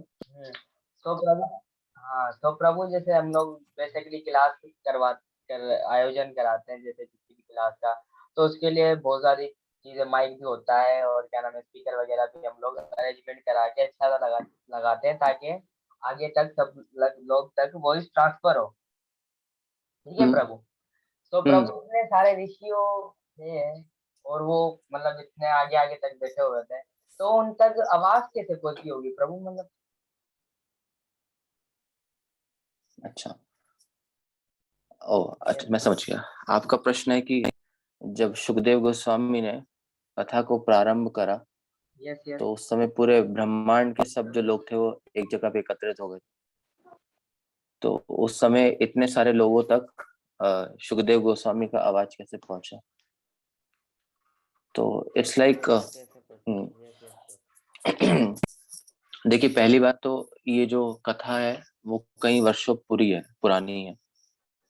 तो उस समय आज जो हम इस भौतिक जगत के अंदर आवाजें देखते हैं, गाड़ी का आवाज, अन्य पदार्थों का आवाज, तो उस समय नहीं था, पहली बात। और दूसरी बात, उस समय जैसे कभी आप स्कूल में बैठे हैं, अगर आपके टीचर आपको बोले पिन ड्रॉप साइलेंस, तो जब आपको पिन ड्रॉप साइलेंस बोला जाता है इसका मतलब ये हुआ कि एक अगर सुई गिर रही है तो उसकी जितनी भी आवाज नहीं होनी चाहिए। और जब अगर पिन ड्रॉप साइलेंस में अगर टीचर कुछ बोलती है तो आखिरी डेस्क पे बैठे हुए बच्चे तक आवाज पहुंचती है। तो इसी प्रकार से जो सुखदेव गोस्वामी जब बोल रहे थे तो उस समय पिन ड्रॉप साइलेंस था, और उस पिन ड्रॉप साइलेंस में जो वॉइस था वो एकदम टू द पॉइंट, स्टार्टिंग से लेकर एंड तक पहुंच रहा था। और जो वहां पर लोग बैठे हुए थे वो कुछ और कार्य नहीं कर रहे थे, और जब व्यक्ति कुछ और कार्य नहीं करता और सिर्फ ध्यान पूर्वक सुनता है तो उसको सब सुनाई देता है। तो वहां जितने भी सौनक आदि ऋषि जो भी एकत्रित हुए थे वो सिर्फ एक ही उद्देश्य से एकत्रित हुए थे कि भगवान की कथा सुनने जा रहे हैं। तो जब हम एक ही उद्देश्य से किसी कार्य को करने जाते हैं तो हम पूरा प्रयास करते हैं कि हम उस उद्देश्य को प्राप्त कर सकें। तो इसी कारणवश आप देखोगे वो जो भागवतम का चित्र है उसमें जो सुखदेव गोस्वामी वो गद्दी पे बैठे हुए, व्यास आसन जिसको बोलते हैं, तो उस व्यास आसन में बैठकर बेसिकली वो कथा कर रहा है। तो इसलिए जब कथा करने वाला व्यक्ति ऊपर बैठा होता है तो जो श्रोता जब उनके चरणों में बैठकर सुनते हैं, श्रवण करते हैं, तो उस समय वो उस ध्यान से सुन पाते हैं क्योंकि वो उनको देख भी पा रहे हैं। तो इसलिए इतने सारे लोग उनकी आवाज को सुन पाए, क्योंकि उस समय वातावरण जो था वो बहुत एप्रोप्रिएट था श्रवण के लिए। बट आज के हम समय में देखते हैं कि जो वातावरण है वो बहुत एप्रोप्रिएट नहीं है।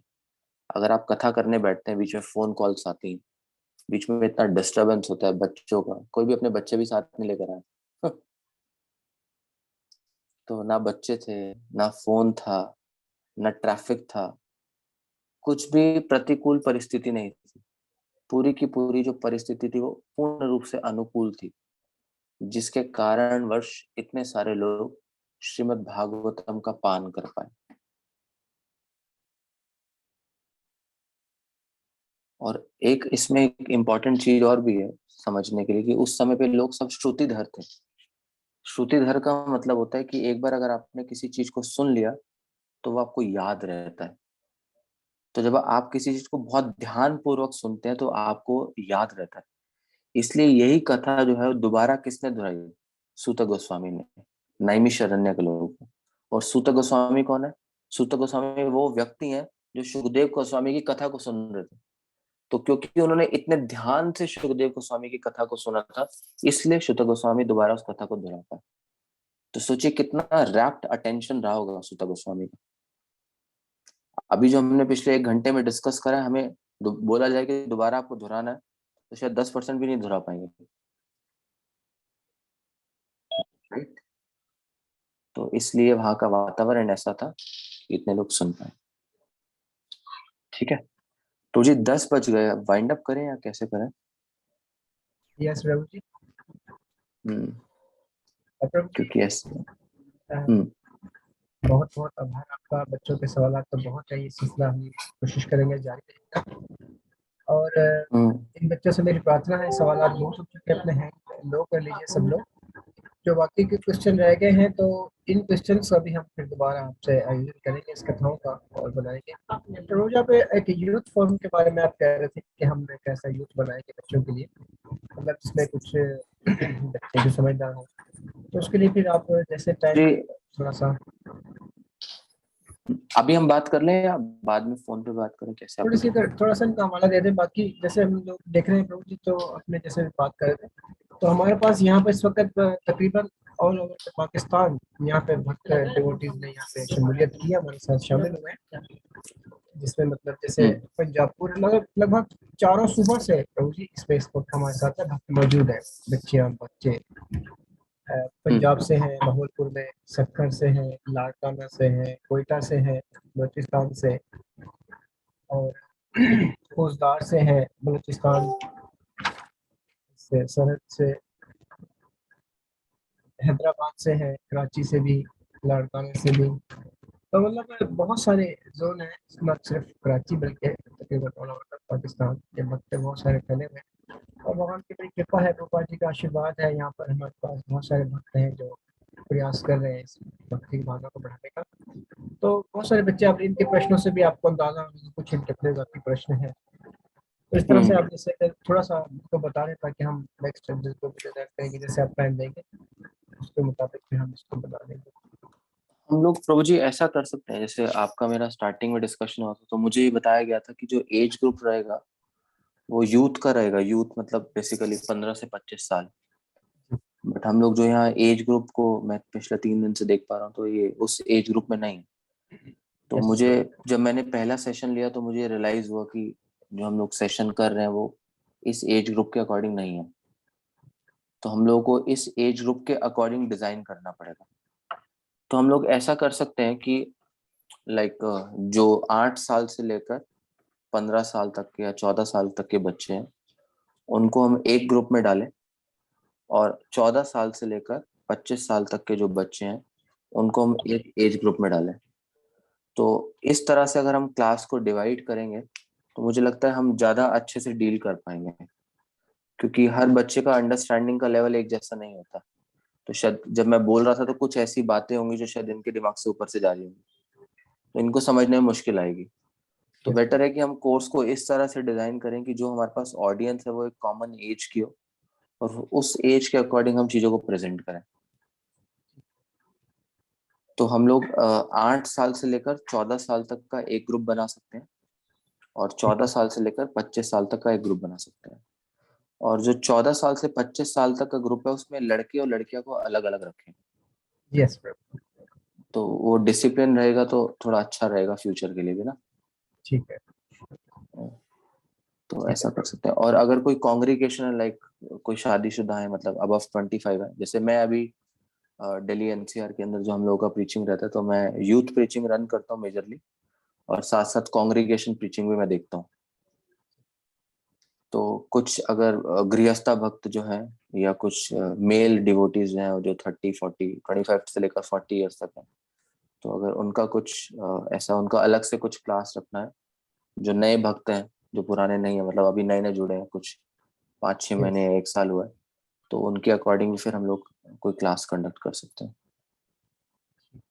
ठीक है तो इस तरह से हम लोग डिजाइन कर सकते हैं कुछ। तो फिर आप जैसा बताएंगे उसके अकॉर्डिंग फिर मैं कोर्स डिजाइन कर लूंगा और फिर उसके अकॉर्डिंग हम लोग क्लास कंडक्ट कर सकते हैं। थैंक यू, बहुत बहुत धन्यवाद आपका।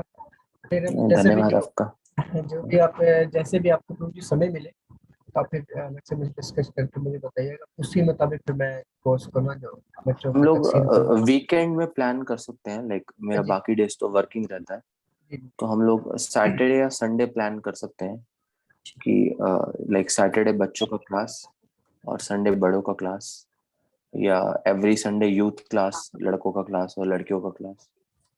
तो लड़कियों की क्लास तो मैं प्रेफर नहीं करूंगा क्योंकि मैं नहीं लूंगा लड़कियों की क्लास। मैं अपनी वाइफ को बोल सकता हूँ या राधा मूर्ति माता जी जो है वहाँ पर जो आपके वहाँ ऑलरेडी क्लास लेके हैं, तो वो यूथ लड़कियों की क्लास ले सकती हैं 1 घंटा 1.5 घंटे, क्योंकि उनके जो क्वेश्चंस होंगे वो शायद आप या मैं उसको हम डील ना कर पाए क्योंकि वो एक अलग क्लास है। तो लड़कियों की क्लास अगर 5-7 लड़कियां हैं जो मतलब पढ़ना चाहती है, जैसे अभी मैंने देखा कि अमन मल्होत्रा प्रभु जो थे उनकी सिस्टर थी, और यहाँ पर भी 1-2 अच्छी एज की लड़कियां थी जो क्लास में थी। तो ऐसा अगर 5-7 लड़कियां भी हैं और अगर वो कंटिन्यू कुछ क्लास अटेंड करना चाहती हैं तो मैं अपनी वाइफ को बोल सकता हूँ, ऑलरेडी गर्ल्स प्रीचिंग देखते हैं यहाँ पर, तो वो वंस इन ट्वाइस इन मतलब मंथ या महीने में 1 बार या 2 बार या 3 बार या 4 बार तो उनकी क्लास लेकर उनका जो भी पर्सनल डाउट्स हैं, पर्सनल क्वेरीज हैं कि कैसे एक स्त्री को चेस्ट होना चाहिए, क्या उसका ड्रेसिंग सेंस होना चाहिए, किस तरह से उसको रहना चाहिए समाज में, क्या उसकी पर्सनल नीड है, क्या उसकी बॉडी नीड्स है, तो उसको हम उस पर हम लोग वो डिस्कशन करते हैं आपस में। बहुत बहुत आपका धन्यवाद प्रभु जी, बहुत आपने समय दिया। नहीं, धन्यवाद आपका, आपने अपॉर्चुनिटी दिया। अगर आप अपॉर्चुनिटी ना देते तो हमारे समय का कोई काम नहीं है। मैं एक बार फिर आपका तमाम बच्चों की तरफ से भी, उनके पेरेंट्स की तरफ से, पूरे पाकिस्तान की ओर से, इसके सामने के प्रभु जी की ओर से आपका बहुत आभार प्रकट करता हूँ। और उन सभी भक्तों से मैं क्षमा चाहूंगा जिनको यहाँ पे सवाल करने का मौका नहीं मिला। तो बहुत जल्द हम दोबारा मिलेंगे आप लोग, पूरी उम्मीद रही है। इस कोर्स को हम लोग सही शुरू किया था तो भगवान की कृपा से ही चलता है। मेरा ग्रुप में इन लोगों के पास नंबर है, तो अगर किसी का कोई डाउट है तो ये पर्सनली मुझे मैसेज कर सकते हैं, तो मैं पर्सनली उनको फिर रिप्लाई कर दूंगा या फोन पे हम लोग मतलब वो बात कर सकते हैं जब भी समय अवेलेबल होगा। तो जो भी मतलब इस जीवन में रहते, जो भी प्रभुपाद जी की सेवा हो जाए, इन भक्तों की सेवा हो जाए, क्योंकि हमें नहीं पता फ्यूचर में जाके कौन कितना बड़ा भक्त बन जाए, कौन सन्यासी बन जाए। तो हमारी भक्ति से तो हमें लगता नहीं हमें कुछ होने वाला है, बट इनकी अगर हेल्प कर देंगे और फ्यूचर में अगर ये कुछ बन गया तो शायद इनकी प्रार्थनाओं से हमारा कुछ हो जाता है। ठीक है, ये मैं वीडियो भी ग्रुप में अपने में डाल देता हूँ, जिससे मैंने पहले वीडियोस डालती थी, तो ये भी मैं ग्रुप में डालता जा रहा हूँ साथ साथ। ठीक है, बहुत धन्यवाद प्रभु आपका जी। बहुत धन्यवाद आपका कि आप 2-2.5 घंटे बैठ के यहाँ इतने उच्चतम लेवल के इतने शुद्ध भक्त होने के बाद भी आप मेरे जैसे सेशन सुन रहे हैं, उसको अटेंड कर रहे हैं, तो और इतने सब चीजों को मैनेज कर रहे हैं क्लास को। सभी बात यहाँ पे सभी बच्चे बहुत खुश हुए हैं आपकी इस क्लास से, बहुत कुछ उन्होंने सीखा है। तो और कृपा करें आपको ये नजर भी आएगा बच्चों में जो थोड़ी सी तब्दीली है। नेक्स्ट आप जब भी पूछेंगे तो उनसे भी अच्छा लगेगा आपको। मुझे बहुत अच्छा लगा कि मतलब शायद हम लोग जहाँ इंडिया में जहाँ फैसिलिटीज बहुत इजी अवेलेबल है, तो मैं इतने साल से इस्कॉन में 12-13 साल से मैंने कभी नहीं देखा कि यहाँ के कांग्रेगेशन के डिवोटीज ने इतने सारे बच्चों को इकट्ठा करके उनके लिए कुछ सोचा हो। और जनरली नए बच्चों को इकट्ठा करना बहुत आसान होता है, बट भक्तों के बच्चों को भक्ति देना बहुत मुश्किल होता है। तो ये जो आप कार्य कर रहे हैं ये आसान कार्य नहीं है, और अगर ये शुद्ध भक्त बनेंगे तो इनके पेरेंट्स हम लोगों को इतना ब्लेस करेंगे जो हम सोच भी नहीं सकते। तो ये जो आप कार्य का जो आपने स्टार्ट करा है, ये मतलब ये आसान कार्य नहीं है। तो मैं आपके लिए भगवान से प्रार्थना करूंगा, कल एक माला फालतू करूंगा आपके लिए। ये आप इतना बड़ा आपने कार्य उठाया, इतना बड़ा जोखिम उठाया इस कार्य को करने का, और मैं इन सब बच्चों के लिए प्रार्थना करूंगा कि ये अच्छे से भक्ति कर सके, और जो हम लोगों के लिए यहाँ बैठ के हो सकता है इनकी सेवा करने का, वो हम जरूर प्रयास करेंगे इसका। मतलब ये मेरा आपसे आशा है। Thank you very much. Thank you प्रभु जी, thank you class thank you प्रभु जी। हरे कृष्णा। Thank you Hare Krishna. बहुत जल्द फिर मुलाकात होगी आप सबसे। जी प्रभु जी, मैं बहुत उत्सुक हूँ आपसे दोबारा मिलने के लिए और इन बच्चों के दोबारा दर्शन करने के लिए। हरे कृष्णा। परम हरे पूज्य कृष्णा। भक्ति वेदांता स्वामी श्रील प्रभुपाद महाराज की जय। जय श्रील प्रभुपाद की जय, कराची भक्त वृंद की जय, पाकिस्तान भक्त वृंद की जय। हरे कृष्णा। धन्यवाद। Stay enthusiastic. हरे कृष्णा।